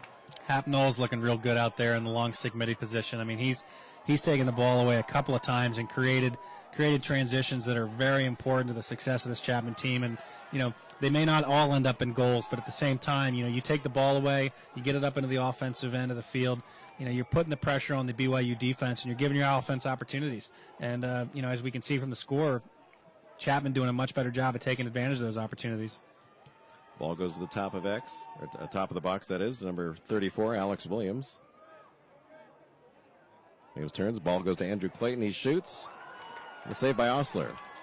Yeah, it was a good save by Osler, but it also looks like the Chapman players are leading their sticks down. What I mean by that is that the goalie can read exactly where they're going to be shooting the ball. They're coming high, but they're shooting low. He's doing a good job of picking that ball up. Good shot by number 7, Jake Farron for BYU, but a better save by Sathram. And that's it at the end of 3 quarters of play. Our score, the Panthers of Chapman University 10 and the Cougars of BYU 6. Ladies and gentlemen, we're live here on TLN, and we'll be back in just a few moments. This is Jack Sandler from Skidmore College. Hi, this is Dave Campbell from Middlebury College. This is Coach Rannigan from Trinity Lacrosse. Coach Kyle Benton from St. Lawrence University. Chris Malone at Arizona State. This is Sean McGonigal. This is Coach Mike Allen. Dallas Hartley. You're watching, and you're watching the Lacrosse Network. Boom.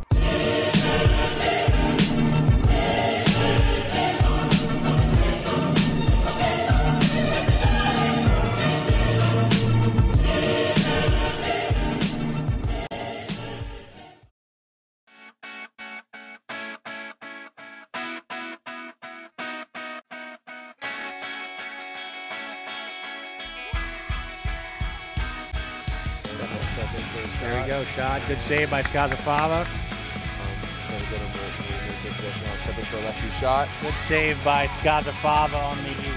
We'll use one of these good stops and one of these great plays by Skazafava, who just made a great save. They can continue to face. So we're going to make some separation shot. High to high is tough on, especially even on a freshman goalie like Skazafava, who's played pretty well tonight.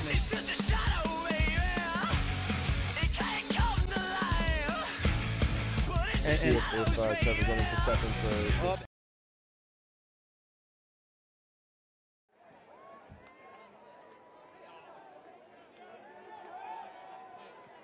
And ladies and gentlemen, we're back live here in Orange, California on the campus of Chapman University. It's the SLC game of the week here on TLN. We've got our face-off to start the fourth quarter of play. Chapman up 10-6. And here we go.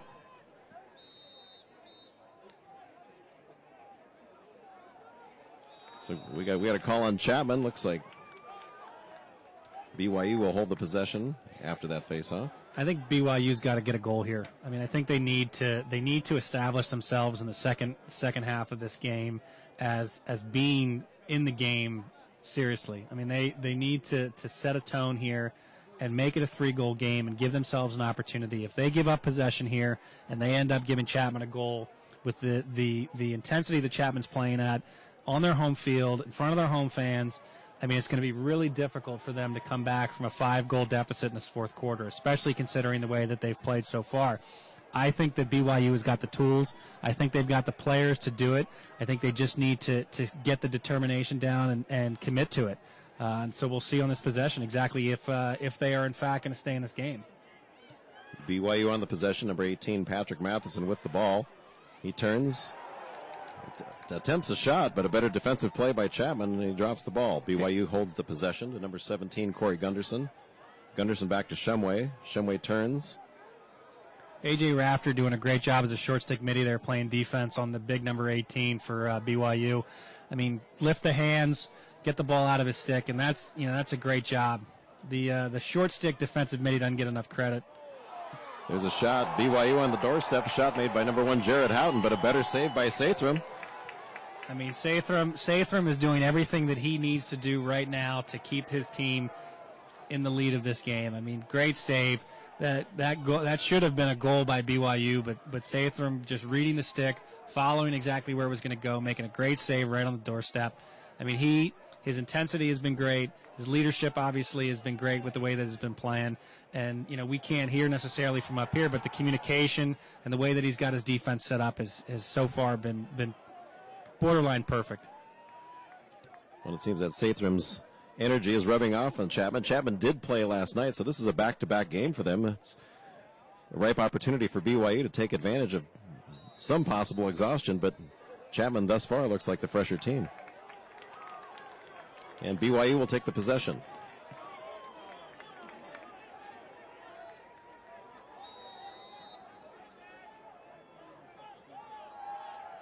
That was an illegal substitution by Chapman. BYU with the ball.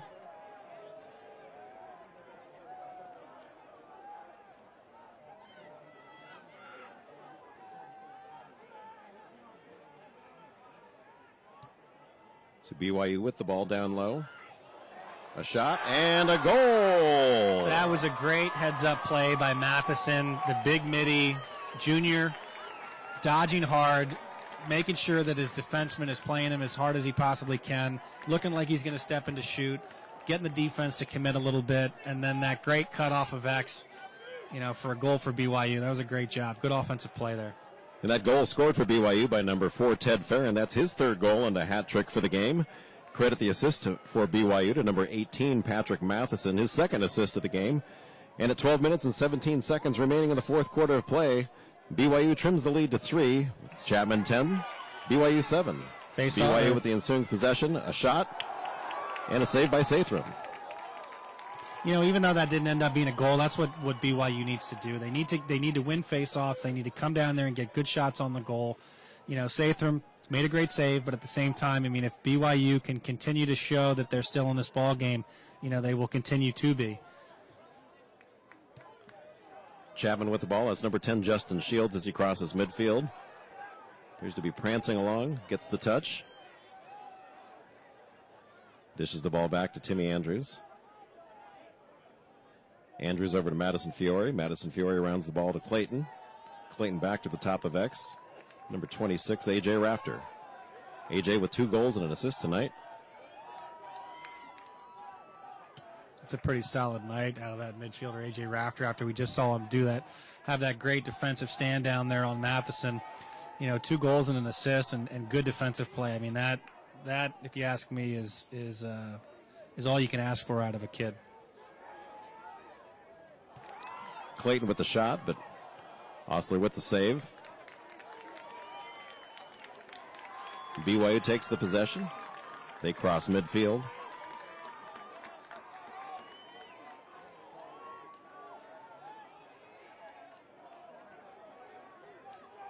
Ted Farron with the ball back at X. He looks to pass. Chapman just got away with an offsides there. They had one too many guys on the offensive end of the field, and they were in transition, but it looks like... and the ball goes out of bounds. Chapman takes over the possession.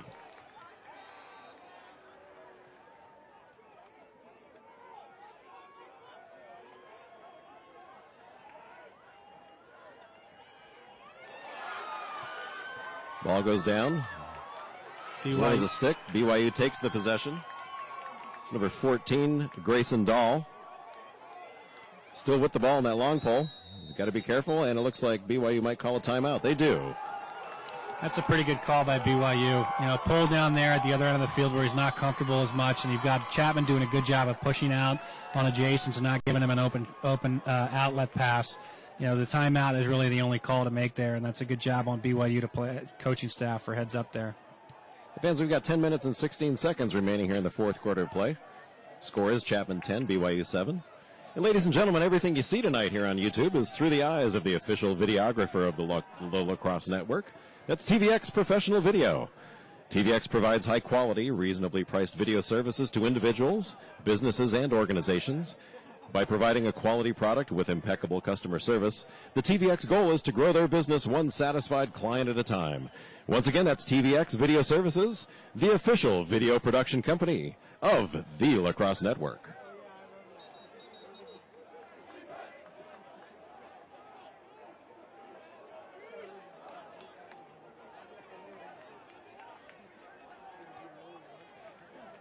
And fans, once again, you're on YouTube. Here, this is TLN, and this is the SLC Game of the Week. It's our third installment, and we've got a good one tonight. It's the number 1 rated team in the MCLA Division 1 versus number 4. And number 4 is ahead by 3 right now. BYU with the ball. Number 4, Ted Farron with it. Riley Hales with the ball. Looks to cut. Passes back to Farron.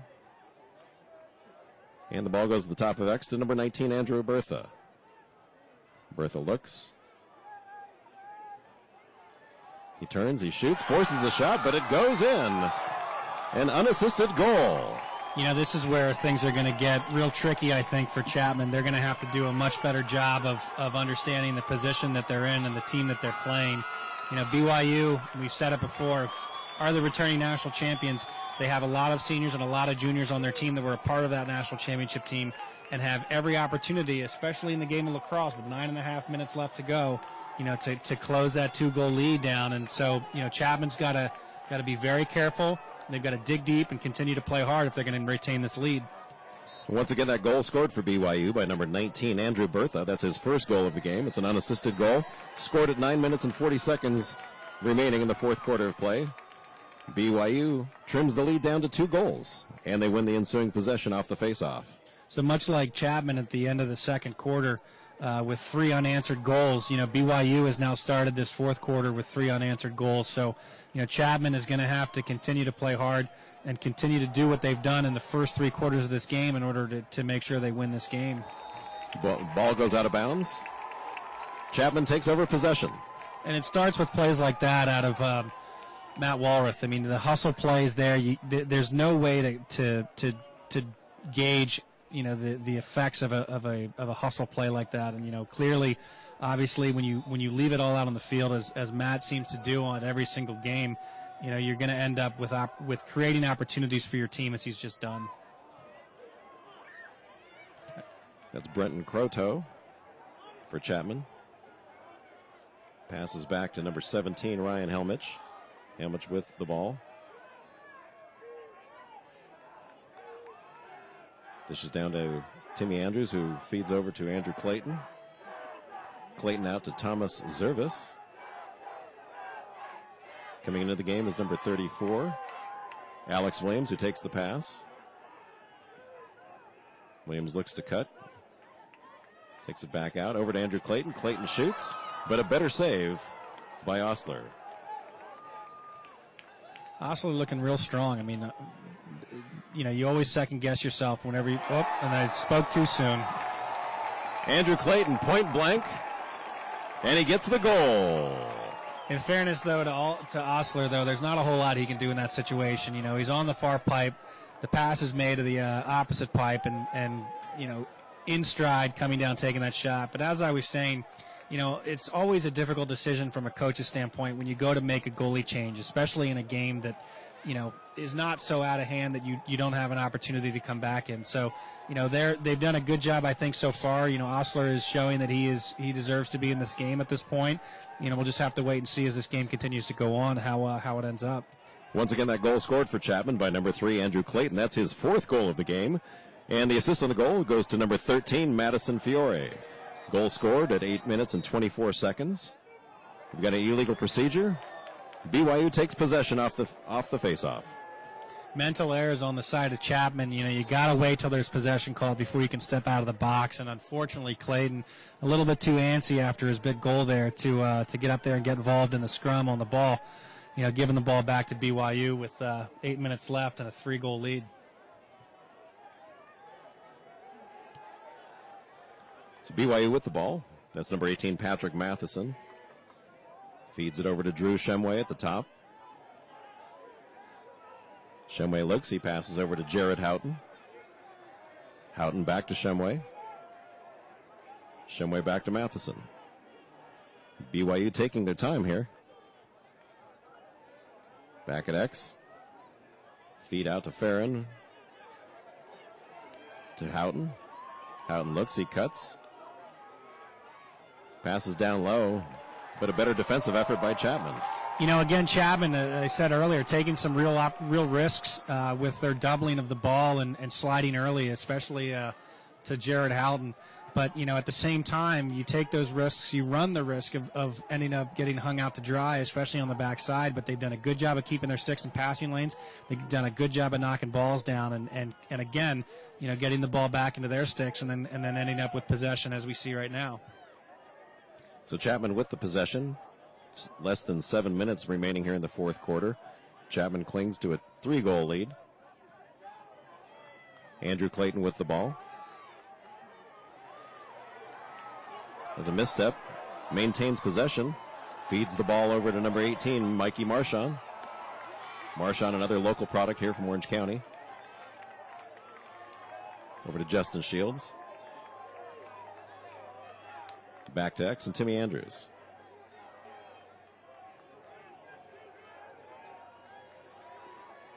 Andrews turns. Sends it to Andrew Clayton. Clayton back to the top to A.J. Rafter. Again, A.J. with 2 goals tonight. A.J. looks, he feeds back. And the pass goes out. Timmy Andrews drops the ball. BYU takes over. That was a tough pass to catch, too. Andrews has got to catch that ball at his feet with pressure coming down and his back on the end line. Chapman has got to do a better job of eating clock and making good, smart passes and making good passes on target. And that one just wasn't, unfortunately, Andrews' fault. Chapman's got to do a better job retaining possession here. Time is definitely the ally of Chapman right now. We've got less than 6 minutes remaining in the game. They've got a 3-goal lead.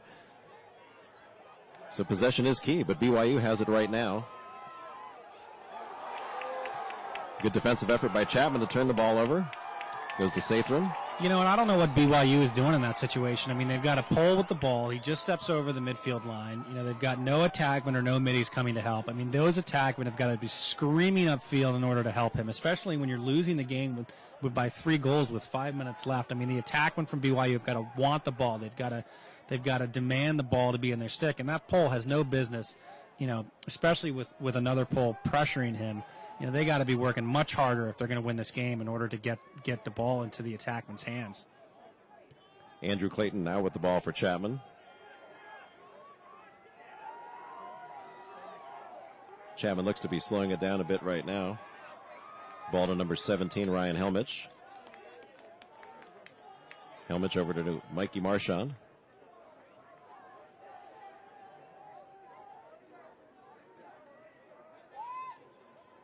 Marchand over to Madison Fiore. Madison Fiore with some speed, passes off to Clayton. Clayton shoots, bounces high, and goes wide. Errant pass by Chapman. Andrew Clayton does retrieve the ball. Maintains the Chapman possession. Good defensive effort by BYU. That was number 3, Tyler Saby. Good call by Chapman. Got a timeout. Chapman taking a timeout in a situation that looked like it could easily get out of hand. You know, the ball's on the ground quite a bit. Passes are being made at people's feet. You know, at that point, with 4 minutes and 8 seconds left in the game and a 3-goal lead, you know, you've got to have the composure that's required of a number 4 team, especially when you got the number 1 team on the ropes. You know, that's a great call by Dallas Hartley to take that time out. Yeah, lacrosse fans, tonight and every weekend this lacrosse season, TLN is the Lacrosse Network, and it brings you the highest quality lacrosse content on YouTube, providing key interviews, in-depth analysis, and live MCLA broadcasts throughout the 2012 season. TLN is the place to be. Subscribe now to the Lacrosse Network for more great lacrosse content. TLN is the Lacrosse Network on YouTube. TLN is all things lacrosse. You know, at the same time, too, we got to make sure that BYU in this timeout is taking care on defense to figure out exactly what they're going to do. You know, with a 3-goal deficit and 4 minutes and 8 seconds left, they've got to figure out how they're going to pressure the ball and how they're going to pressure it well. The reality is that they need the ball back in the offensive end of the field, and if they can't put the ball on the ground and they're going to let Chapman just sort of move around and kill this clock, you know, they're going to have no shot. So they're going to have to figure out a way to either put some pressure on the ball, either through a double or through some sort of shutoff situation. So as we come out of the timeout, both teams with 1 timeout remaining, with 4 minutes remaining here in the 4th quarter of play. I mean, I think I'd shut off this number 18 for Chapman, but I don't think I'd do it with a short stick. I mean, you got to take your best pole, you got to put your best pole on the ball, and you got to give him time by shutting off adjacents. That's the only way you're going to get the ball back, not with short stick on short stick. So I really question sort of the call here by the BYU coaching staff. That's number 18, Mike Marchand, for Chapman. He's covered by number 6, Neil Wallace of BYU. Chapman definitely in a slowdown situation right here. 3 minutes and 38 seconds remaining in the 4th. Marchand drops the ball, picks it right back up, dishes over to Timmy Andrews. I mean, Marchand had an open goal there, and again, I don't know what BYU's doing. They're pulling their goalie out to cover an attackman, but they never gave themselves an opportunity with the stoppage of play in order to get their best check-throwing pull on the ball. You know, instead they go into this double situation where they expose the open net and, you know, open themselves up for another goal to be put in to make it a 4-goal lead, and they're not putting the appropriate pressure. Well, there it is. Finally, BYU does a good job, gets the ball away with a double, gets the ball up the field. And Chapman did receive the stall warning on that play. We have a flag down. Timmy Andrews with just really a terrible error of judgment. He ends up throwing the BYU player's stick into the sideline, which is clearly an infraction that is a composure infraction, if anything. Referee's still sorting out the penalty. If it is in fact that, then, you know, Timmy Andrews has got to do, I mean, he's got to know better than that. I mean, he may be a young player, a part of this team here at Chapman, but, you know, he's played enough lacrosse in his time to know better than to throw another player's stick into the sideline. So the penalty does appear to be on Timmy Andrews as he takes the knee in the box. I mean, you've got 2 minutes and 55 seconds left. You got a 3-goal lead. You know, you're one of the leaders on this team, even though you're a young player, and you're just giving a team an opportunity to get back into it. I mean, just a poor lack of judgment. So the penalty on Chapman is assessed to number 14, Timmy Andrews. It's a 30-second technical for interference. BYU with the man advantage with less than 3 minutes remaining here in the game. BYU with the possession. Number 8, Andrew Harding, back at X. Sends the ball around. Up to number 18, Patrick Matheson. Dishes off. Shumway with the ball, sends it down low. Pass broken up by Chapman, but picked right back up by BYU. That's number 4, Ted Farron. 5 seconds remaining in that penalty. Penalty is released. Farron takes the shot. It goes over the crossbar. BYU holds the possession. Teams are at even strength. BYU moving the ball around. Time is definitely not their ally at this point with almost 2 minutes remaining. A 3-goal deficit. BYU rips a shot. That's number 8, Andrew Harding, but ball deflects, goes wide. BYU holds possession after the shot. You know, BYU's shot selection's not been great, but at the same time, if they can get a goal here, you know, the great thing about lacrosse, as I mentioned earlier, is that this game is not over until the last second is you know, checks off the clock, especially with, you know, even with a 3-goal lead. BYU has every opportunity right now to get back into this game. Score a goal, win a face-off, score a goal, win a face-off, score a goal. And that is easily achievable in the 2 minutes that are left in this game. Matheson with the ball. Sends it back to X. That's Farron. Rips the shot, and we've got a goal for BYU. So like I said, I mean, that right there is Chapman had every opportunity to theoretically kill the rest of the clock. But, Timmy Andrews making a mistake like that and giving them the opportunity to get possession. They didn't score during the man-up play, but at the same time, they retained possession and ended up getting a goal out of it. Now we're at a minute 50 with 2 goals left. I mean, just a killer call, or judgment call on Andrews' part. Once again, the BYU goal scored by number 8, Andrew Harding, his second goal of the game. The assist to number 4, Ted Farron. BYU wins the ensuing faceoff, but the ball goes back down. Looks to be out of bounds. Stays in. Chapman picks it up. We've got 1 minute and 30 seconds remaining here in the fourth. Chapman real lucky there. That was that could easily have gone out of bounds or had a person stepping on the line, but they're going to get a push call here on BYU and get the ball. Loose ball push on BYU. That possession does go to Chapman. A crucial possession at 1:20 left. Chapman has to kill the clock here. They have no right taking any shots on goal at all. Keep possession of the ball, do a good job of retaining possession, and kill the clock. And we've got a timeout taken by Chapman University with our score. The Panthers of Chapman University 11. The Cougars of BYU 9. We have 1 minute and 17 seconds remaining here in the game.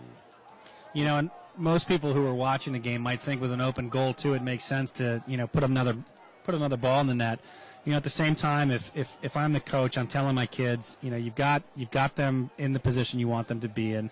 They're going to have to expose themselves. Use your legs, run hard, keep possession of the ball, because even if you score and you put it back to 3 and you give them an opportunity to win a fast break or win a face-off and get a fast break, you're opening up opportunity. And the last thing you want to do with 1 minute and 17 seconds left and a 2-goal lead is give this team any opportunity whatsoever. Kill the clock, be done with it, take your win. Lacrosse players, you're watching two of the best teams in the MCLA, and high school lacrosse players, if you're ready to take your game to the next level, thinking about playing lacrosse in college, then the Southwestern Lacrosse Conference might be the place for you. With 10 Division I and 14 Division II schools, the SLC highlights the outstanding educational opportunities afforded by some of the finest learning institutions in the Southwest and the entire country. Take your lacrosse game to the next level at an SLC member college or university. Chapman with the possession after that timeout. 1 minute and 15 seconds remaining in the game. So exactly what I just said right there, okay? We've got Justin Shields, who's one of the senior members of this team. He came from Notre Dame to Mura, so he's got some NCAA collegiate experience. He goes to the goal to take a shot, gets stripped, and gives the ball back to BYU. I mean, again, you've got to make better decisions. You've got to do a better job of killing the clock in that situation and not give any team opportunities, BYU or anybody else. Great save by Sathram. Less than a minute remaining here in the fourth quarter of play. Chapman takes the possession after that save by Sathram. Over to Andrew Clayton. Steps out of the box, so he's going to give the ball back to BYU in that situation. Under 2 minutes in the game, the winning team has got to keep the ball inside the box, and by not doing that and stepping out, they're giving opportunities to a team that can score goals. That's Matheson with the ball. He's looking to take the shot. He rips the shot, bounces in for a goal. Coaches will hark on this in game films, and they'll hark back on this multiple times over. And whether you're at the middle school level, the high school level, the college level, or the professional level, you've got to, when you have teams in the coffin, you got to put that final nail in it, which is killing the clock. Chapman hasn't done that, and what they've done is they've given BYU an opportunity to get back in this game and even tie it. We've got Matt Walrath now taking the face-off for Chapman. That's a change in plan for Chapman with 20 seconds remaining here in the fourth. They battle for the ball. It's number 13, Mickle Walker for BYU. They take possession. And with 11 seconds remaining here in the fourth quarter of play, BYU takes a timeout. Obviously, I think you got to give a lot of credit to BYU, and you've got to give them, give their coaches and their players. You know, this is that veteran team. This is that team that won the national championship last year, and they have come back from a 5-goal deficit at halftime, you know, to put this into a one-goal game. They've got possession. They've got 11 seconds left on the clock. They've got all the talent that they need to in order to tie this ball game up. And, you know, they just have to take care of the ball and make sure that they're getting the best possible shot they possibly can with the right guys and the right opportunity. 10 seconds is a lot of time in a lacrosse game. They just got to be careful not to try to force it, all right, and make sure they're getting a good, hard, good shot. Well, with less than 2 minutes remaining in the game, Chapman looked to be able to take things under control, but some mental errors really cost them here. You know, Keith, they had the opportunity to finish this game, and the reality is that, you know, whether the lack of maturity or the youth that's on this offense, you know, when they have the ball on their offensive end of the field, they've got to kill the clock. And that youthful enthusiasm can sometimes work to your advantage, and in this case, hopefully not to their disadvantage, but we'll see. We've got 12 seconds remaining here, a 1-goal deficit for BYU, but they have the possession. That's number 4, Ted Farron. 5 seconds, a shot, and a rip, and a goal! The tying goal by number 2, Drew Shumway, his second goal of the game. That was one of the best shots that I've seen tonight, easily. I mean, what a great job by BYU to work hard, to work diligently, and to get an opportunity on the backside to get that shot. You know, it seemed to me with 3 seconds left, that ball hit the ground. It looked like it got tipped, picked up, and what a great low to high riser and pinning the top of the crossbar here for BYU to take this goal, take this game, tie it at 11 with 1 second left, pushing it to overtime.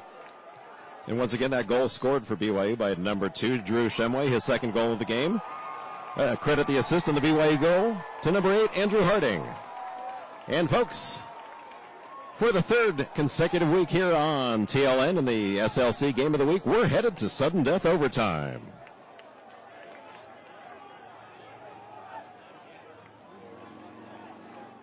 This is Jack Sandler from Skidmore College. From Skidmore College. Hi, this is Dave Campbell from Middlebury College. This is Coach Ranigan from Trinity Lacrosse. Coach Kyle Benton from St. Lawrence University. Chris Malone at Arizona State. This is Sean McGonigal. This is Coach Mike Allen. Dallas Hartley. You're watching And you're watching. And you're watching the Lacrosse Network. Boom.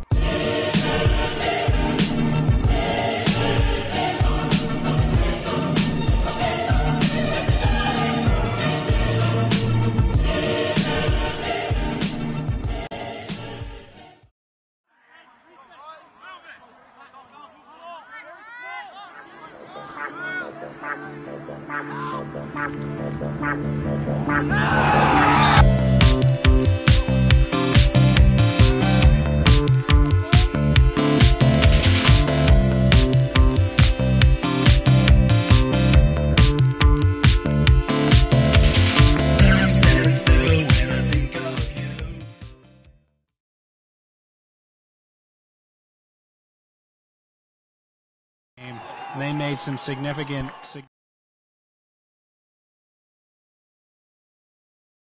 Are you working? What kind of work do you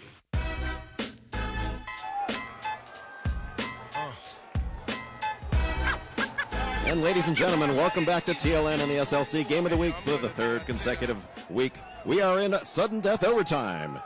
Our score tied 11-11. There's 4 minutes allotted in our overtime period.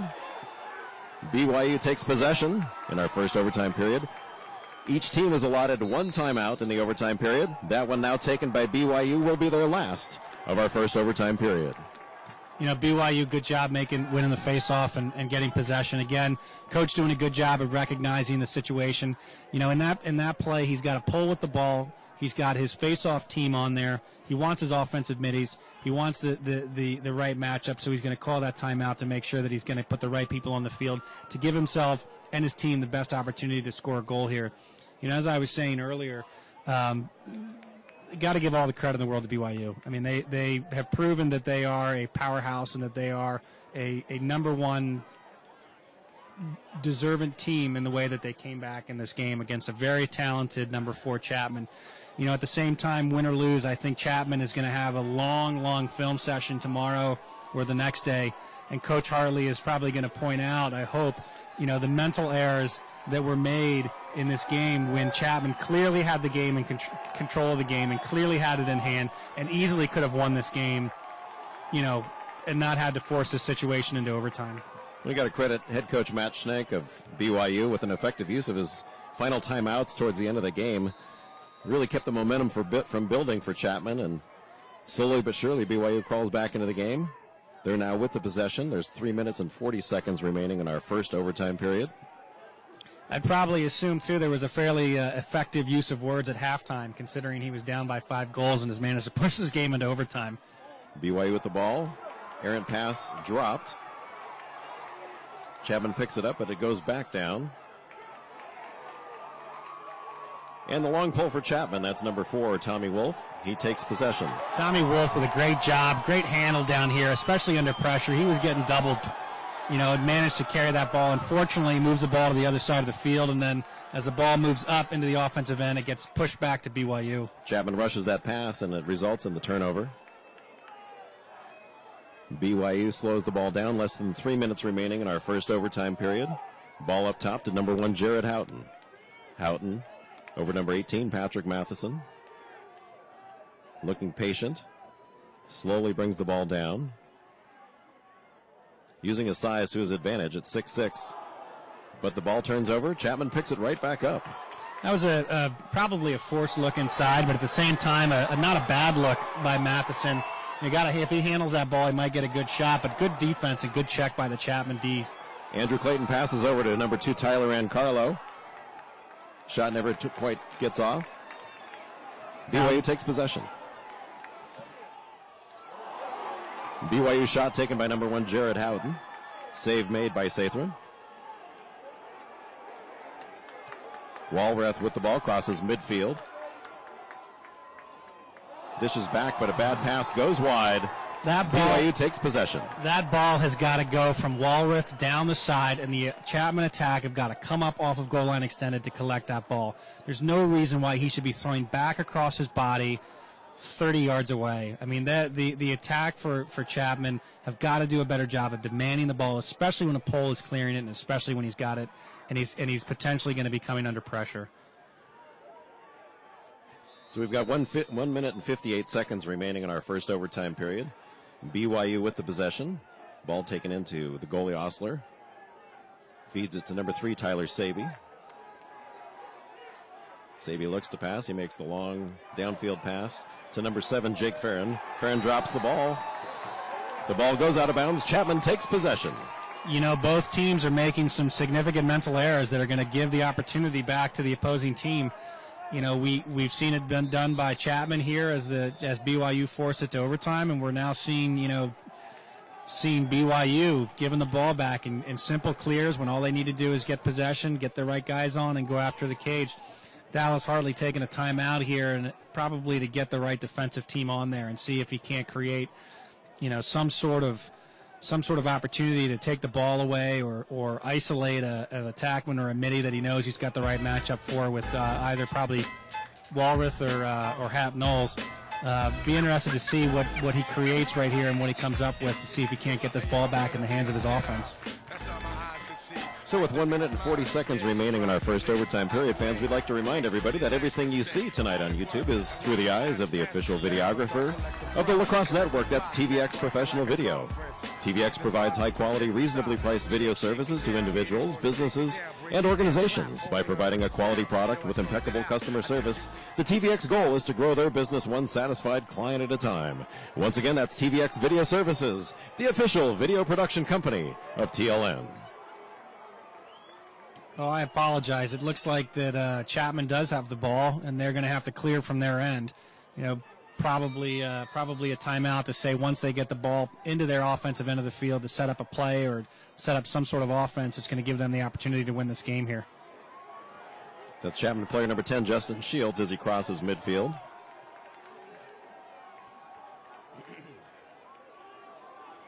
He takes the ball in. Shields doing a good job of drawing a little bit of pressure, seeing if there was anything open on the backside, which there wasn't. pulling that ball out and making sure that he's going to get the ball into the hands of his offense that they can get another opportunity here. It was a good heads-up play and a good veteran move. Ball over to number 3, Andrew Clayton. BYU strips the ball. It goes down, and Timmy Andrews picks it back up.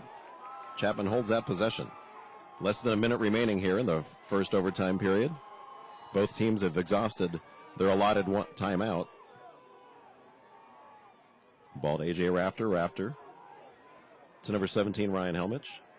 Back up to Rafter at the top of the box. Rafter to Justin Shields. He hesitates, looks. Ball over to Rafter. His shot sails high, way over the crossbar. Chapman does maintain that possession. Less than 20 seconds remaining here in the first overtime period. Timmy Andrews with the ball for Chapman. He dodges, looks to turn. Double teamed, and I think turnover forced by BYU. The Chapman coaching staff looking for a hold call there on Timmy Andrews as he got upended. BYU looking for the call. None made. And at the end of the first overtime period, folks, we're still tied up. Our score, the Panthers of Chapman University 11, the Cougars of BYU 11. We're headed to our second overtime period. Timmy Andrews looking like a bale of hay there as he was getting tossed into the barn. Same time, though, BYU an opportunity to come down the field and score a goal and ends up, running out of time. So once again, folks, we are live here on TLN, here on YouTube. It's our third installment of the SLC Game of the Week, and for the third consecutive week, we are in overtime. This game moving to our second overtime period. Once again, we're allotted up to 7 overtime periods, so this game could go for another half hour or so. Don't go anywhere. We've got number 1 battling number 4.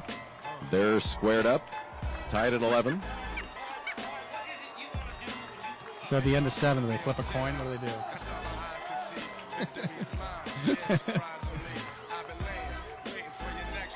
Go back to a face-off here to start the second overtime. So taking the face-off for Chapman is number 17, Ryan Helmich.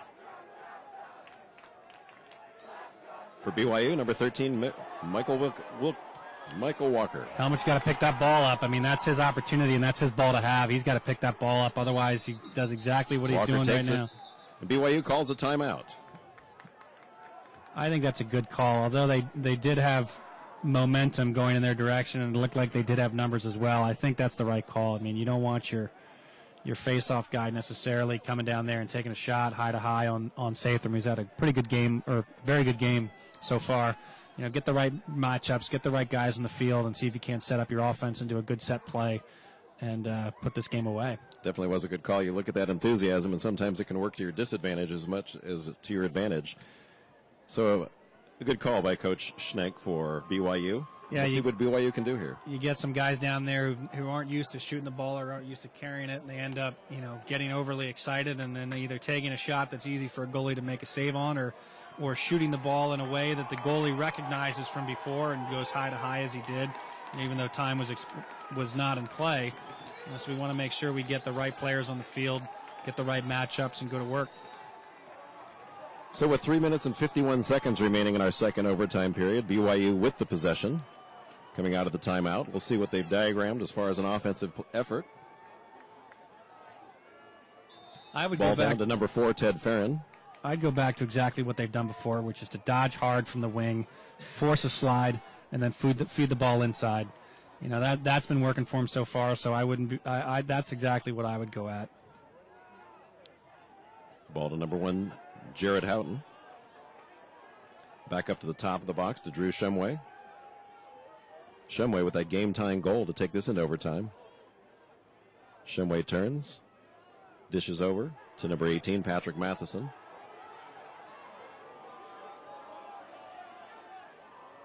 Matheson using that 6'6" size to his advantage. Inches closer to the crease, turns. Good job by Hap Knowles, though. Undersized to the 6'6", 235 Matheson. Hap Knowles using a good hold waiting patiently, allowing that Matheson to come around and then lifting the hands, forcing that into a bad shot, goes out of bounds. BYU keeps possession, but at the same time, great job by Hap Knowles there. Ted Farron brings the ball in for BYU. Covered by Matt Walrath. BYU tries to set a pick.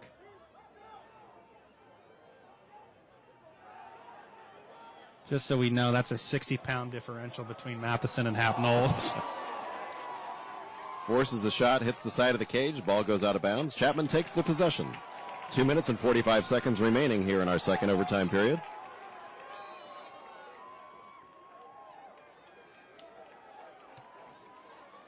Chapman with their first possession here in our second overtime period.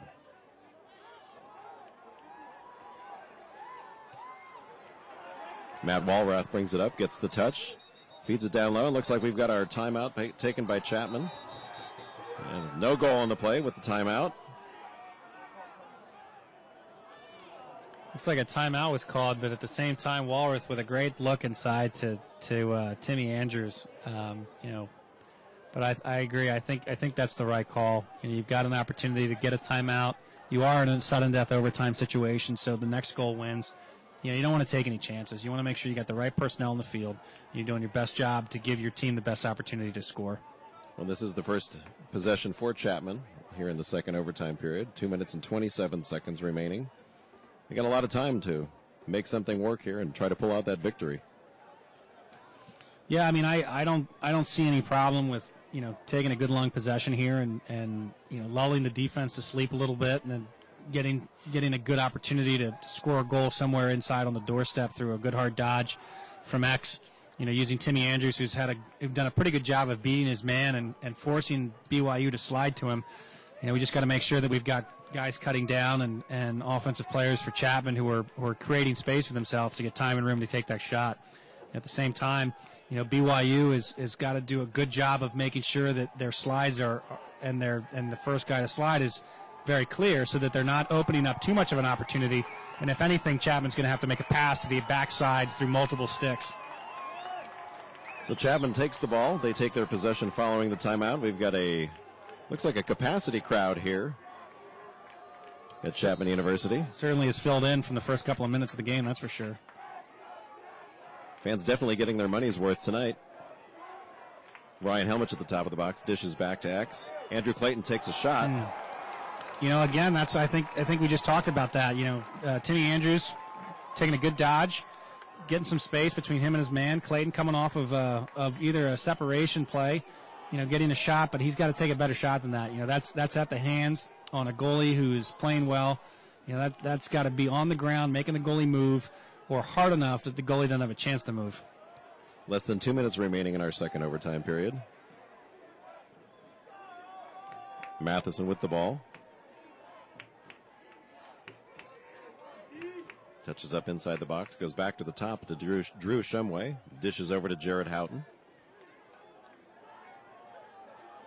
Houghton looks, stops, turns back around, back up to the top to Shumway. Shumway to Matheson.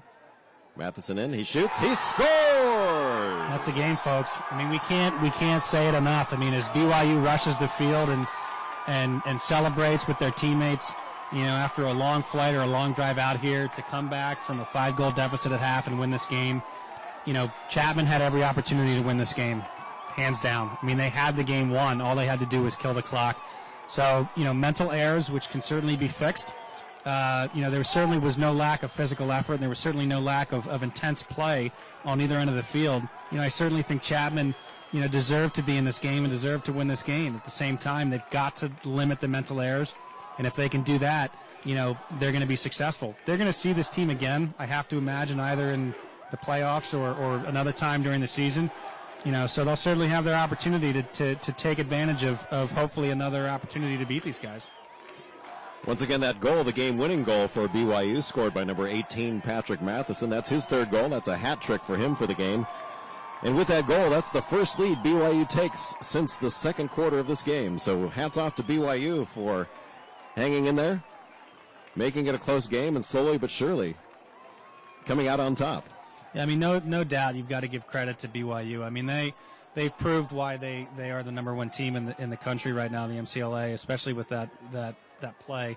You know, specifically with coming back from, you know, a 5-goal deficit and taking the lead for the first time since the second quarter.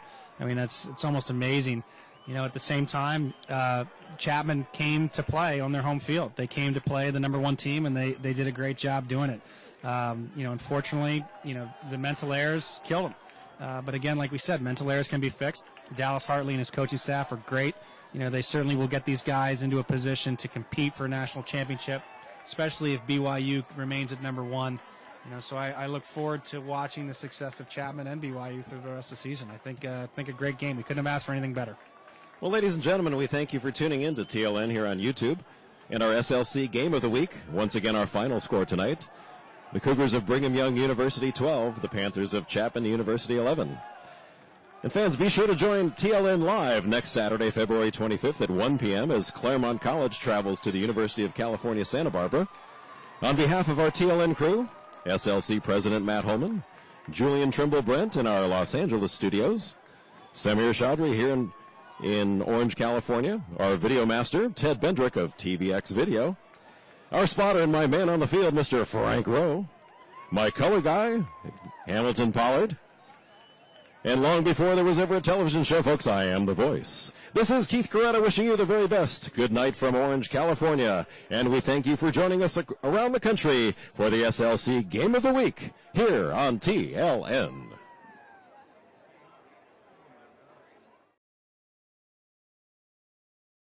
What kind of work do you do?